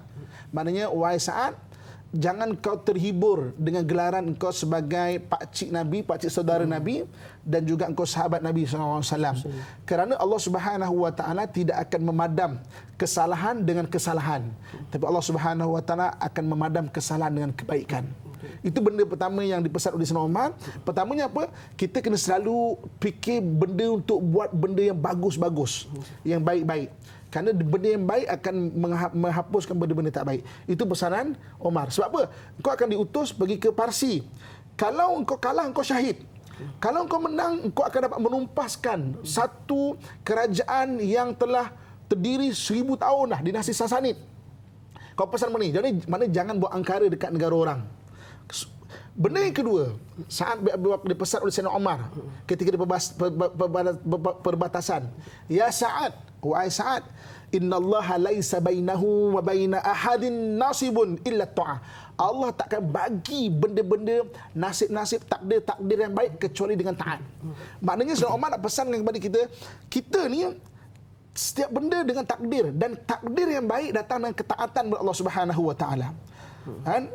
Fannasu syarifuhum mawadi'uhum fi zatillahi sawa. Manusia mulia ke hina di mata manusia, tapi di sisi Allah adalah sama. Allahu rabbuhum wa hum ibadahu. Dia adalah Allah Tuhan mereka, dan mereka semua hamba Allah Subhanahu Wa Taala. Yatafadaluna bittaqwa wa yudrikuna ma indallah bitta'ah. Allah muliakan mereka dengan takwa dan ketaatan. Benda yang kedua dipesankan kepada Sa'ad bin Abi Waqqas sebelum tentera itu bergerak adalah, kau kena ingat, takdir yang baik datang dengan ketaatan. Jadi kita kalau nak ada takdir yang baik, taat kepada Allah Subhanahu Wa Taala. Dan pesanan yang ketiga, fanzur amra alladhi ra'aita Nabi sallallahu alaihi wasallam faltazim fa innahu amr. Dan kau fikir dan lihatlah apa yang pernah ditunjukkan oleh kekasih kita Nabi sallallahu alaihi wasallam dalam hidup, kamu sebarkanlah itu. Ini adalah arahan. Oh, tu beritahu. Arahan dia adalah apa? Taat kepada Allah Subhanahu Wa Taala. Kan? Maka berlepaslah tentera Islam sebanyak kurang lebih 30,000 orang dipimpin oleh Sa'ad bin Abi Waqqas. Maka mereka masuk ke tanah mula daripada Kedah, nak senang faham, daripada Madinah tu atas, maknanya mereka nak masuk ke arah ke Bangkok, maknanya tanah Parsi Thailand kan. Nak senang faham kita, mana mereka masuk ke arah ke Bangkok lah, maksudnya ke arah tanah-tanah Parsi. Maka ketika itu, ibu-ibu, kakak, tuan-tuan sekalian, maknanya tentera-tentera Rom mendengar tentera Islam ni dah mula mengalahkan zaman Sayyidina Abu Bakar dan mengalahkan banyak tentera Rom. Jadi bila masuk, maka tentera Parsi mempersiapkan satu bala tentera yang sangat besar. Bilangan mereka hampir 100,000 orang. 30,000 lawan 100,000. Satu nisbah 3 tau. Satu masuk. Dan para sahabat waktu itu perang kecil-kecil Jazirah Arab. Ini dinasti Sasanid Parsi yang biasa lawan dengan Rom. Maknanya Kisra Parsi. memang kuat, satu betul. memang kuatlah. Nak cerita dia kuat. Mereka pula pakar dengan memanah. Mereka pakar dengan memanah. Mereka pakar dengan memanah. Itu satu benda. Jadi ketika sampai di Qadisiyah. Qadisiyah kalau sekarang dekat Kufah. Tanah Iraq, kalau sekarang dekat Kufah. Itu semua tanah jajahan Parsi. Kalau sekarang dekat Iraq lah. Itu semua jajahan tanah Parsi. Ketika berada di Kufah, Sa'ad bin Abi Waqqas memulakan pada hari itu 16 November 636 Masihi. 16 November 636 Masihi, Sa'ad bin Abi Waqqas memulakan pada hari itu dengan membacakan surah Al-Anfal. Surah Al-Anfal, kan? Surah Al-Anfal ayat yang kedua. Apa kata apa yang dibacakan surah Al-Anfal ayat kedua? A'udzubillahi minasyaitonirrajim.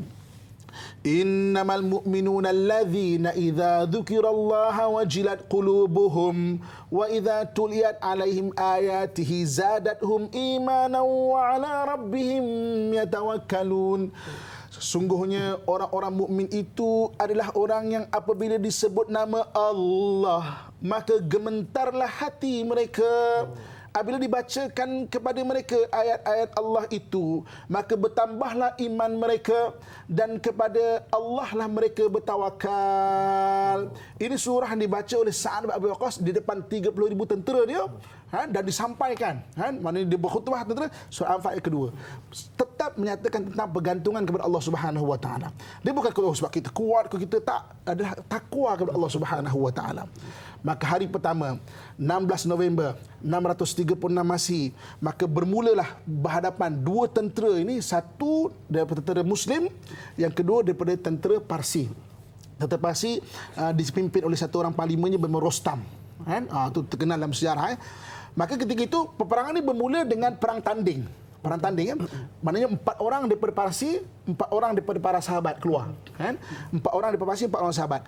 Okey, 4 orang ni pertama Rabi'ah bin Osman, kan? Kemudian kedua Khalid bin Abdullah, Amar bin Mu'aid, kan? Jadi maknanya 3 orang dan seorang lagi baru nak keluar, tentera Parsi kata dah cukup. Sebab apa? Tiga-tiga ni keluar, Panglima Parsi ni hantar juga tentera-tentera elit yang hebat, kalah tiga-tiga ni. Allah, tak perlu dah yang keempat. Tak boleh nak keempat dah cukup. Sebab apa? Makin banyak disuruh untuk perang tanding. Katakanlah kalau seorang meninggal, seorang mati, sini pula mati, lain. Ini tiga-tiga, maka orang yang tengok dah start semangat. Wih, ini bukan main-main ini. Ini bukan kaleng-kaleng ni. Bukan biasa-biasa. Maksudnya, wih. Maka bermulalah. Okey. Tentera Parsi ini satu lagi, benda yang antara terkenal dengan dia dibanding tentera Rom, dia punya pertahanan adalah gajah. Kan? Jadi mana gajah-gajah ni, ini kita cerita gajah zaman dulu, gajah yang ada gading dia, dan gadingnya diikat dengan besi-besi itu. Jadi gading ni akan yang sodok tentu macam ni. Jadi bila di hari pertama Dewan, hari pertama, maka tentera Parsi memula dapat perang tanding, dia memulakan serang pada tentera Islam pada sayap belah kanan. Sayap belah kanan. Jadi bila sampai ke sayap belah kanan, maka orang Islam maknanya dah kena sodok dengan gajah tu, kan? Sodok dengan gajah tu macam pada permulaan orang Islam memang bergetar jugalah, kan? Tapi mereka tak putus-putus mengucapkan kalimah Allahu Akbar, Allahu Akbar. Kan Sa'ad akan bacakan surah Al-Anfal ayat kedua, kan? Apabila bertakwa dan apabila orang Islam adalah apabila disebut nama Allah, wajilat qulubuhum, gentarnya hanya pada Allah Subhanahu Wa Taala.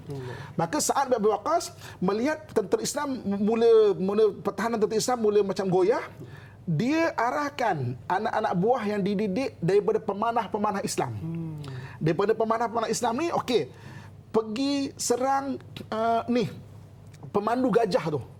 Attack pemandu gajah tu. Target tu. Jadi maknanya dia orang nak perang tak dapat sebab gajah tu datang terus serang macam itu.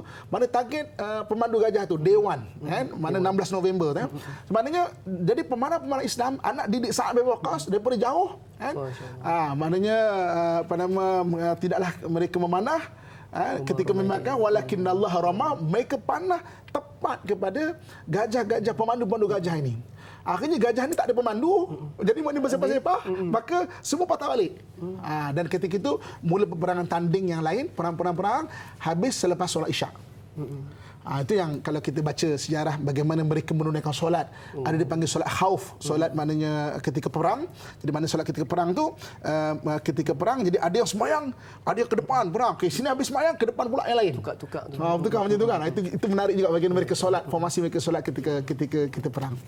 Okey. Jadi insya-Allah Ustaz. Sebenarnya itu kita baru berbincang tentang day one ataupun hari pertama berlakunya perang tersebut. Jadi sudah semestinya ada lagi peristiwa-peristiwa yang menarik berkaitan dengan perang tersebut yang kita akan sama-sama pelajari dan juga diceritakan oleh yang berbahagia Ustaz kita. Jadi saudara penonton sekalian, kita nak melabuhkan tirai terlebih dahulu di TV3. Jangan lupa untuk saksikan 30 minit ekstra eksklusif melalui TV9 dekat di hati untuk mengetahui lebih lanjut cerita berkaitan dengan perang tersebut insya-Allah. Jadi tanya Ustaz biar tahu, jangan keliru. Bertemu sebentar sahaja lagi insya-Allah.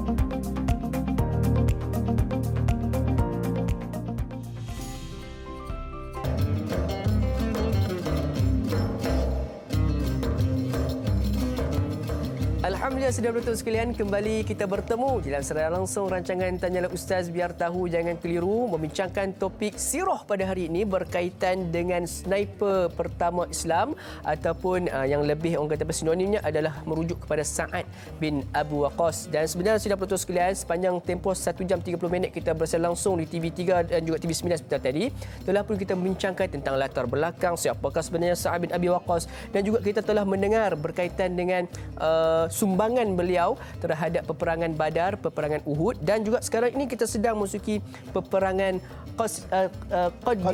Qadisiyah ya sedang penonton sekalian. Jadi seperti biasa, sekiranya nak mengetahui lebih lanjut dan juga ada sebarang persoalan yang ingin diajukan kepada kami, boleh untuk mengirim terus di talian bebas tol 1800 881677 ataupun meninggalkan pesanan ringkas melalui talian WhatsApp di talian 011 1233 6480 ataupun boleh terus menerusi laman media sosial rasmi kami di Facebook Tanyalah Ustaz TV3. Jadi sebelum mana kita berehat, kita sudah pun mendengar berkaitan dengan hari pertama perang Qadisiyah tersebut. Tapi Ustaz, sebelum kita nak memasuki hari yang kedua, kita meraihkan terlebih dahulu soalan-soalan daripada penanya setia kita di menerusi aplikasi WhatsApp.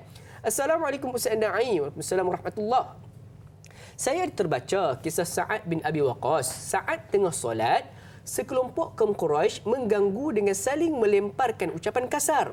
Kerana kesal dan tidak tahan, Sa'ad bin Abi Waqqas memukul salah seorang orang Quraisy dengan tulang unta sehingga melukainya. Mohon kesahihan kisah ini. Terima kasih. Silakan Ustaz. Okey, ini adalah antara salah satu kisah-kisah Sa'ad di Mekah, maknanya anak muda umur dia Islam 17 tahun.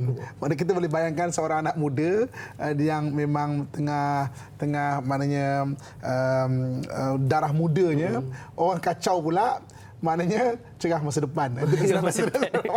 Tapi dididik oleh Nabi SAW untuk jadi orang yang penyabar dan sebagainya. Kalau tak, tentu ada kisah-kisah yang lebih hebat-hebat lagi kan. Maknanya pernah begitu sekali Sa'ad bin Abi Waqqas marah kepada orang Quraisy yang mengganggu dia. Tapi dididik oleh Nabi SAW untuk lebih tenang lagi pada Sa'ad bin Abi Waqqas ini.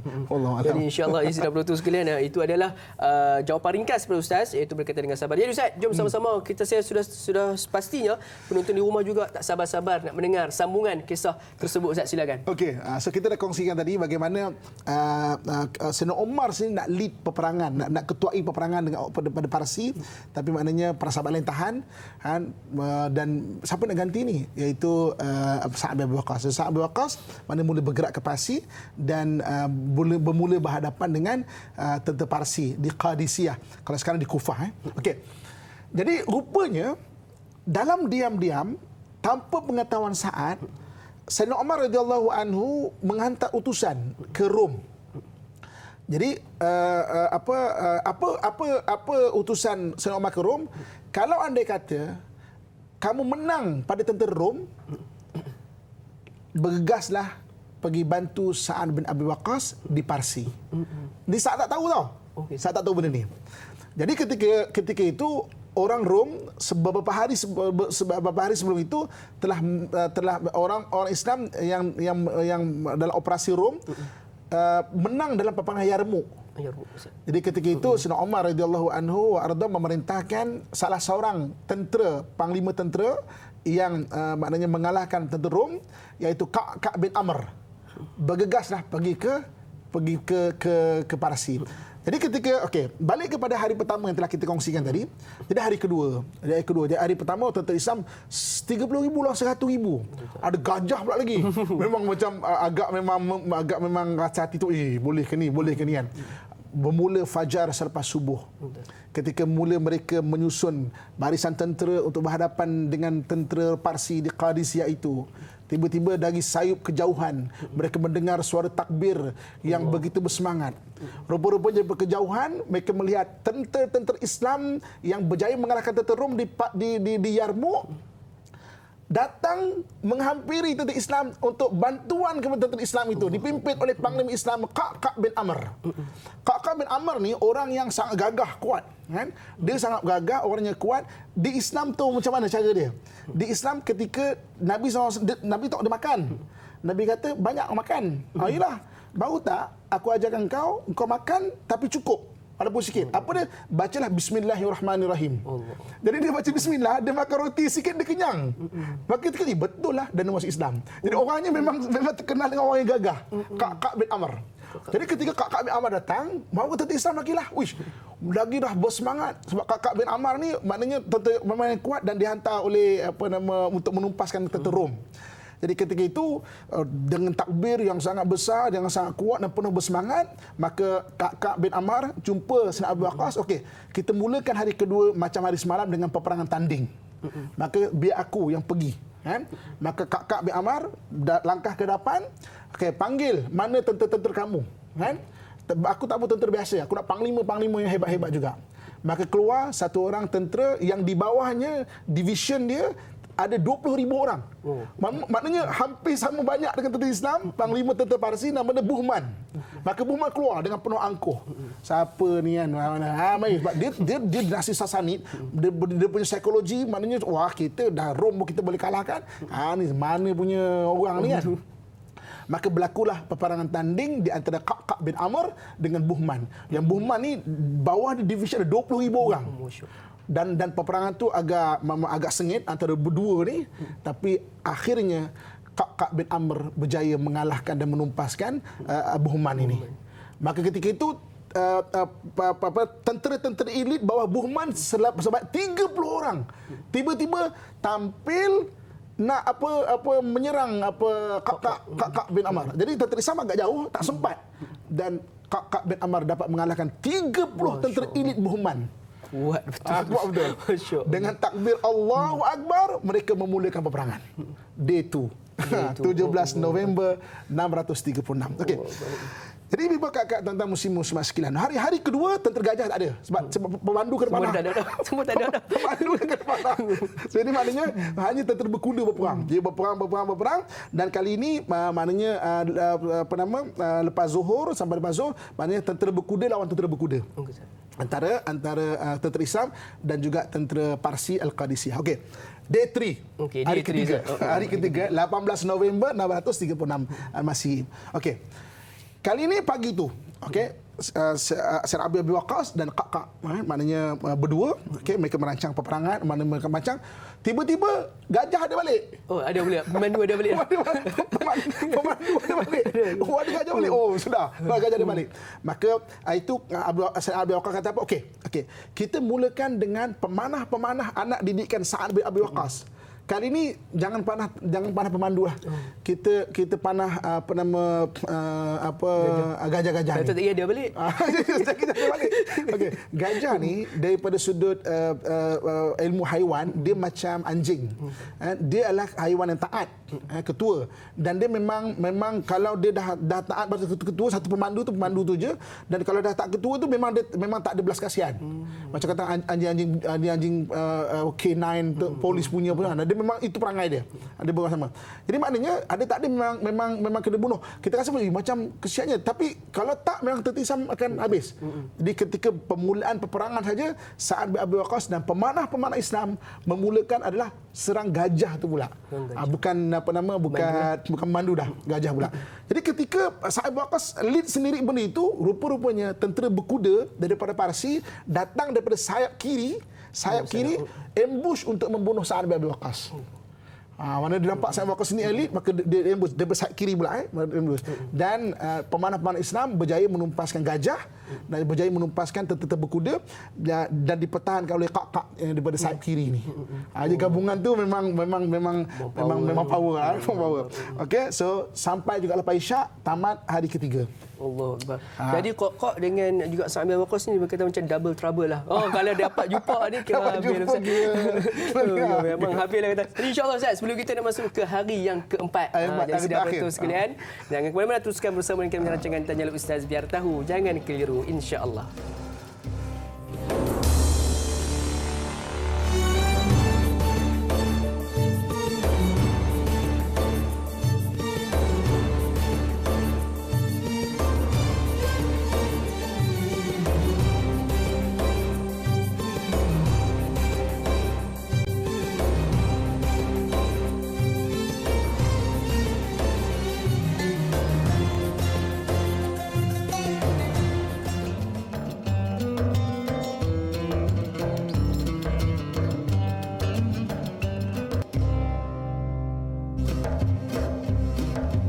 Alhamdulillah, sudah betul sekalian, kembali kita bertemu di dalam slot terakhir kita pada pagi ini, rancangan Tanyalah Ustaz biar tahu jangan keliru, membincangkan topik berkaitan dengan Sa'ad bin Abi Waqqas, sniper pertama Islam. Sungguh cantik dan sungguh menarik sebenarnya kisah beliau, dan kita sekarang ni masih lagi berada dalam situasi perang Qadisiyah Ustaz. Tapi sebelum kita teruskan hari yang keempat, hari kemenangan tersebut, kita nak raikan terlebih dahulu soalan para sahabat kita daripada Facebook, daripada Tuan Zulkifli Kamardin. Assalamualaikum Ustaz Muhammad dan Da'i Luqman. Waalaikumsalam warahmatullahi. Soalannya, apakah yang menyebabkan Rasulullah SAW menggelarkan Sa'ad ibnu Abi Waqqas sebagai singa yang menyembunyikan kukunya? Mengapakah digelarkan sedemikian? Mohon pencerahan ilmu, perkongsian ilmu. Terima kasih. # biar tahu yang keliru. Sekali kalau kita tahu Ustaz, Sayyidina Hamzah singa Allah. Dan ini pula singa yang menyembunyikan kukunya Ustaz. Sebab itu saya sebut daripada permulaan tadi, waktu kita bersiaran tadi, Sa'ad ni perwatakan dia lebih pada introvert. Dia bukan orang yang extrovert. Yang extrovert ni kalau perbahasan sekarang ataupun dipanggil kalau dalam bahasa perbahasan Islamnya munfatih dan munazil. Munazil ni maknanya sendiri, munfatih ni yang extrovert lah. Jadi dia lebih munazil ataupun bahasa modernnya maknanya introvert. Jadi sebab itu dia tak macam Sayyidina Umar yang memang macam orang tengok perlu. Dia diam aja. Sebab tu dia gelar Al-Asadul Ariyah. Maknanya Asad singa menyembunyikan kuku dia. Dan benda ni disebut oleh Nabi SAW sekali lalu. Tapi disebut balik ketika Sayyidina Umar nak mengetuai peperangan ke Parsi. Jadi sebenarnya Sayyidina Umar dah rancang, aku yang akan lead untuk ke Parsi, untuk mengalahkan Parsi ni. Tapi ketika Sayyidina Abu Bakar wafat, Sayyidina Umar dilantik khalifah, jadi sahabat kata, jangan, sebab kau dah khalifah sekarang, kami perlukan kau. Jadi siapa akan gantikan aku ni? Al-Asadul Ariyah. Al-Asadul Ariyah Sa'ad bin Abi Waqqas. Diulang balik hadis ini ketika zaman Sayyidina Umar oleh Abdurrahman bin Auf. Jadi maknanya dia digelar itu sebab memang dia tak cakap banyak, orangnya diam, tapi orang yang mempunyai kebolehan yang sangat luar biasa. Diam-diam ubi berisi. Jadi insya-Allah sudah betul sekalian, itulah di antara sebab mengapa digelarkan Sa'ad bin Abi Waqqas dengan gelaran singa yang menyembunyikan kukunya. Jadi insya-Allah jom sama-sama kita nak teruskan mendengar kisah untuk hari yang keempat perang Qadisiyah ni. Malaysia. InsyaAllah Ustaz. Ibu-ibu, kakak, tuan-tuan, muslim-muslimat sidang penonton yang saya sayangi, saya doakan yang kebaikan sekalian. Okey. Jadi kita perang 4 hari dah habis. Tak, sebelum 4 hari itu perang-perang kecil dah berlaku banyak dah. Tentera Parsi dah banyak berlaku kalah dah.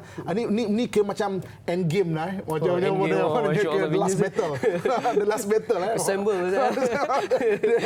last battle Okey, hari keempat. Hari penentu. Okey. Hari keempat, Sa'ad bin Abi Waqqas dengan kakak berbincang. Oh, semalam hari ketiga dia ambush kita punya ketua Dia ambush Sa'ad bin Abi Waqqas ni. Maka kakak kata, Sa'ad, bagi aku kali ni ambush ketua dia Rustam. Ketua dia Rustam, maknanya kita ambush dia hari ni. Jadi bila bincang-bincang, okey, tak apa. Jadi kakak dengan tentera berkuda dia seramai lebih kurang dalam 3,000 orang. Kemudian tentera berkuda pemanah. Anak-anak buah Sa'ad bin Abi Waqqas. Okey, maknanya 3,000 orang pagi-pagi lagi menerjah masuk ke tengah. Sebabnya dia punya strategi adalah ini tentera Rustam kat belakang, mana panglima dia kat belakang. Jadi dia pecahkan tentera kepada 2 grup, satu sayap kanan, satu sayap kiri.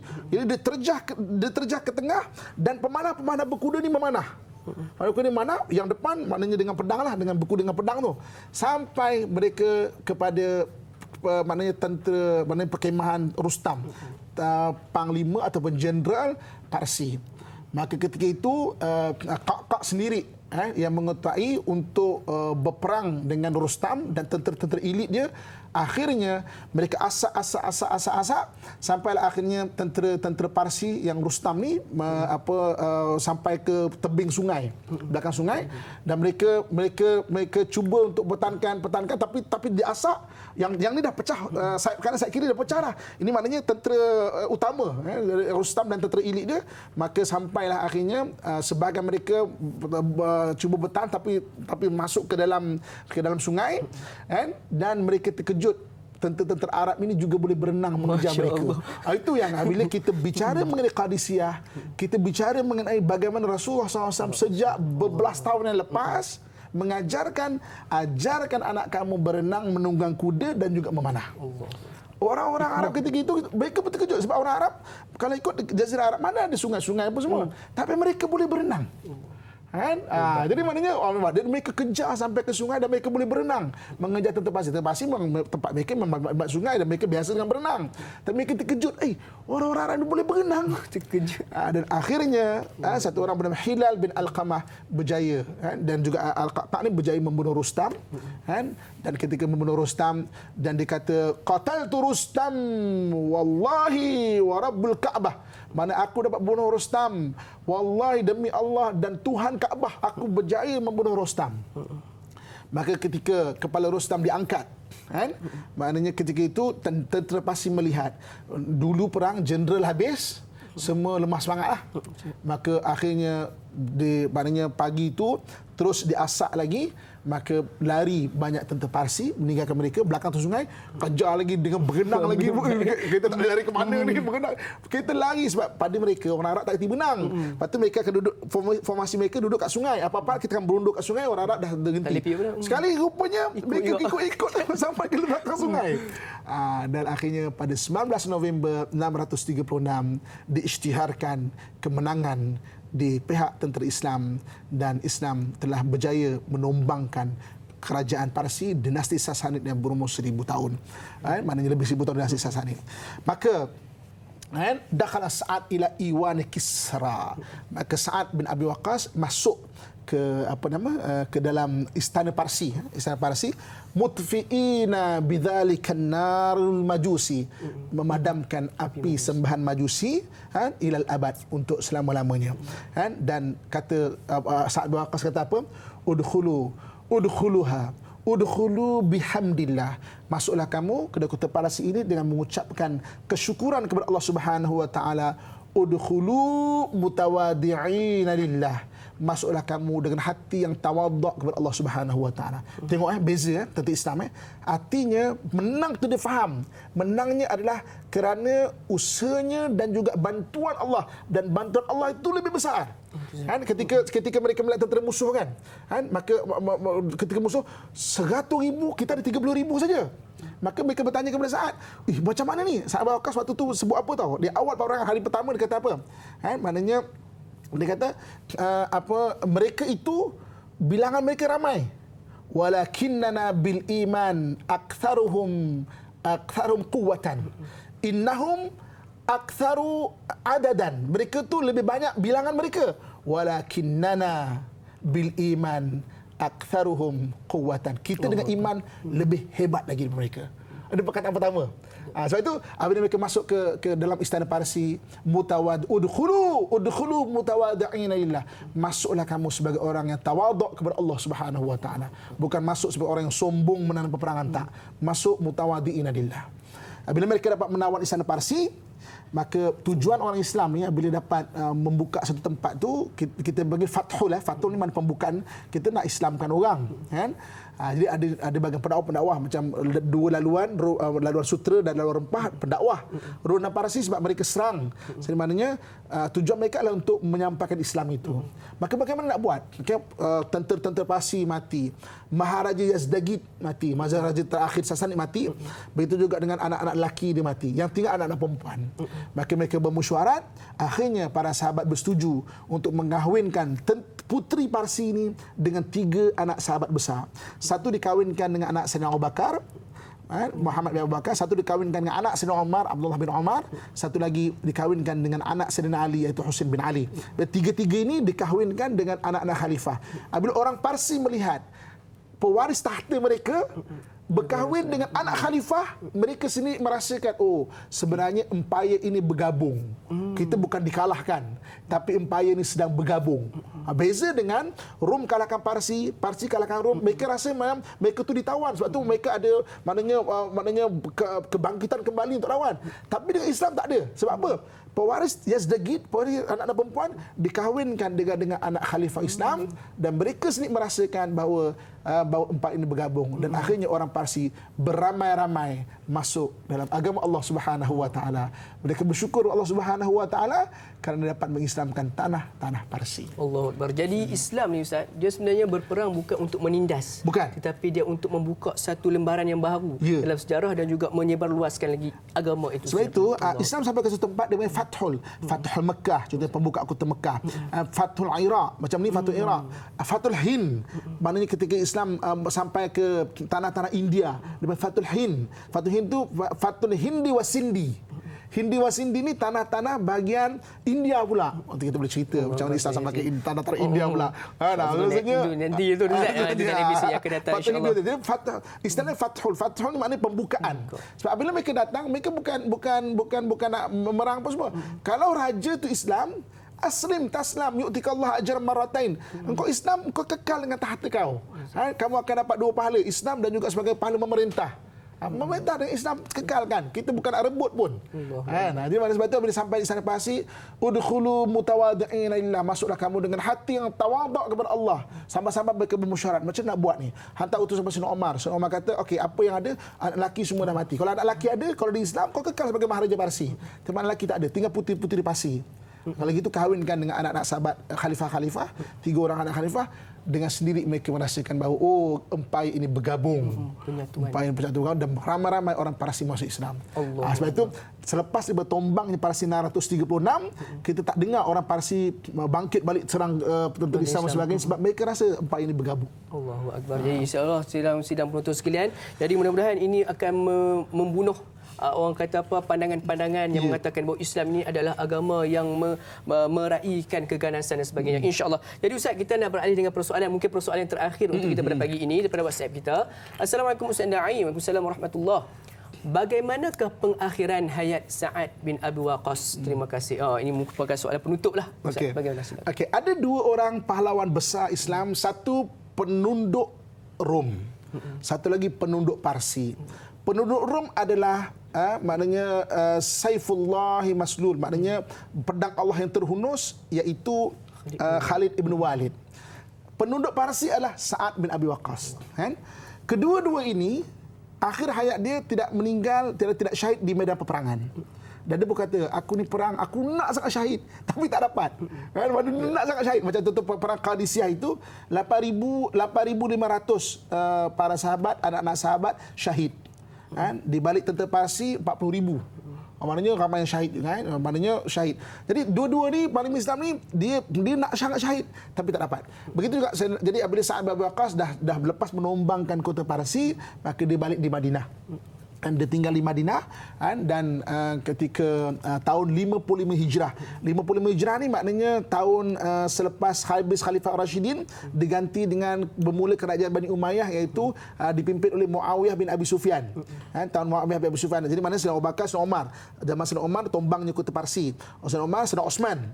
Sayyidina Osman diutusnya utusan mengislamkan dua laluan, iaitu laluan Sutra dan laluan Rempah. Itu yang adik dia, Abdullah bin Abi Waqqas, sampai ke negeri China. Bukan dia. Di maknanya zaman Sayyidina Osman. Kemudian zaman Sayyidina Ali, kemudian habis 4 orang ni bagi Khalifah Ar-Rasyidin, kemudian barulah Khalifah Sayyidina Muawiyah, bermulanya kerajaan Bani Umayyah. Jadi Sa'ad bin Waqqas meninggal ketika zaman Muawiyah bin Abi Sufyan, iaitu zaman zaman bermulanya kerajaan Bani Umayyah. Ketika bermulanya sakit dia, ketika dia sakit, maka dia berpesan kepada anak-anak dia di Madinah. Dia kata apa? Ambil baju aku, lama aku simpan tu. Kafinuni biha. Kalau aku meninggal, kau kafankan aku dengan baju itu. Anak-anak dia tanya, ayah, ini baju apa? Ayah, ini baju apa? Anak-anak dia, ada tak sempat bersama Nabi. Anak-anak dia sendiri pun, ada yang sempat bersama Nabi tapi kecil. Ini baju apa? Dia kata, fa inni laqitu bihal musyrikin ma'a Nabi sallallahu alaihi wasallam yaumul Badr. Baju ini bajunya aku pakai pada peperangan pertama bersama Nabi sallallahu alaihi wasallam, kekasih aku, pada peperangan Badar. Yang ketika itu umat Islam memang sangat-sangat bergantung kepada Allah, kerana 313 lawan 1,000 orang. Yang 313 tak ada, bukan sebab mereka pergi Badar tu bukan untuk berperang, mereka nak tahan kafilah perdagangan, tapi diserang oleh orang kafir dan berlaku peperangan Badar. Jadi maknanya ketika itu sampai Rasulullah malam tu Rasul angkat tangan berdoa sampai nampak si Nabi ni, kan? Aku menyaksikan semua itu kekasih aku. Aku menyaksikan aku bersama Nabi SAW dan betapa susahnya kami dalam peperangan Badar. Kafinuni biha, kafankan aku dengan pakaian itu, supaya aku dapat merasakan inilah aku bersama dengan kekasih aku Nabi SAW. Maka wafat Sayyidina Sa'ad bin Abi Waqqas dan dibawa kepada Masjid Nabi SAW, disembayangkan di sana. Kemudian dibawa ke kuburan Baqi' Gharqad, iaitu Baqi' ditanamkan di pertengahan perkuburan Baqi', dan di sekitar situ dia dimakamkan di sebelah anak anda Nabi SAW, iaitu Ibrahim. Jadi sebelah anak anda Nabi SAW adalah Ibrahim, dan kemudian Abdurrahman bin Auf juga di sebelah Sa'ad bin Abi Waqqas di perkuburan Baqi'. Itulah di akhir ayat baginda macam mana para sahabat ni memang macam mana pun tetap merindui Nabi SAW. Kita boleh tengok cerita-cerita sahabat, akhirnya mereka memang sangat merindui Nabi SAW. Bilal contohnya kan, menangis sampai lepas Rasul wafat tak mampu nak azan, sebab sampai asyhadu anna Muhammadar Rasulullah, teringat Nabi mesti menangis. Begitu dengan Sa'ad, kafinuni biha, kafankan aku, sebab itu aku laki itu maknanya aku laqitu biha al musyrikun ma'an Nabi SAW fil Badar. Aku ni bersama Nabi perang Badar. Baju ni saksi aku bersama Nabi ni. Aku nak rasa rapat dengan Nabi SAW. Masya-Allah. Insya-Allah. Jadi sidang penonton sekalian, itulah di antara rasa cintanya sahabat pada baginda SAW. Persoalannya, bagaimana kita menzahirkan rasa cinta kita kepada baginda SAW. Jadi insya-Allah mudah-mudahan dengan kisah perkongsian ini memberikan semangat untuk kita terus menambahkan cinta kepada Nabi dan juga para sahabat baginda, insya-Allah. Jadi Ustaz, sedikit doa ringkas, mudah-mudahan pertemuan kita pada pagi ini berkati Allah Subhanahu Wa Taala, insya-Allah. Silakan. Auzubillahi minasyaitonirrajim. Bismillahirrahmanirrahim. Alhamdulillahirabbil alamin wassalatu wassalamu ala asyrafil anbiya'i wal mursalin wa ala alihi washabbihi ajmain. Ya Allah, ya Tuhan kami, peliharalah kami, ahli keluarga kami dan yang menonton pada hari ini, ya Allah. Peliharalah kami dari perkara-perkara yang tidak kami ingini, ya Allah. Daripada hasad dengki manusia yang menghasad, ya Allah. Daripada kezaliman manusia yang jahat, ya Allah. Daripada penyakit yang berjangkit, ya Allah. Daripada penyakit yang berjangkit, ya Allah. Daripada penyakit yang berjangkit, ya Allah. Ya Allah, ya Tuhan kami, jika penyakit yang datang kepada kami ini sebagai tanda kebesaran-Mu, ya Allah, kami telah melihat kebesaran-Mu, ya Allah. Angkatlah wabak ini daripada kami, ya Allah. Allah. Jika ia sebagai tenteramu untuk mengajar orang-orang yang bongkak dan sombong, ya Allah, biarlah ia menjalankan tugasnya dengan segera dan angkat wabak ini daripada kami, ya Allah. Jika ia sebagai tanda kasih sayang-Mu kepada orang-orang yang terpilih, ya Allah, ya Allah, ya Tuhan kami, bantulah kami, ya Allah, dan sayangilah kami, ya Allah. Hindarkan kami dari segala wabak dan penyakit ini, ya Allah. Peliharalah negara kami, ya Allah. Peliharalah negara kami, ya Allah. Peliharalah negara kami, ya Allah. Dan bantulah dan bukalah keberkatan-Mu kepada kami, masyarakat dan negara kami ini, ya Allah. Allahumma rabbana atina fid dunya hasanah wa fil akhirati hasanatan wa qina adzabannar wa adkhilnal jannata ma'al abrar ya aziz ya ghaffar ya rabbal alamin. Wa sallallahu ala sayyidina wa maulana Muhammad wa ala alihi wa sahbihi ajma'in. Subhana rabbika rabbil izzati amma yasifun. Wassalamun alal mursalin. Walhamdulillahi rabbil alamin. Taqabbalallahu minkum. Minna minkum taqabbal ya karim. Jazakallahu khairan Ustaz di atas pengusian ilmu pada hari ini. Mudah-mudahan memberi manfaat buat kita bersama. Jadi silap putus sekalian, saya dan Luqman mohon mengundur diri. Bertemu lagi dari episod Tanyalah Ustaz biar tahu jangan keliru. Assalamualaikum warahmatullahi wabarakatuh.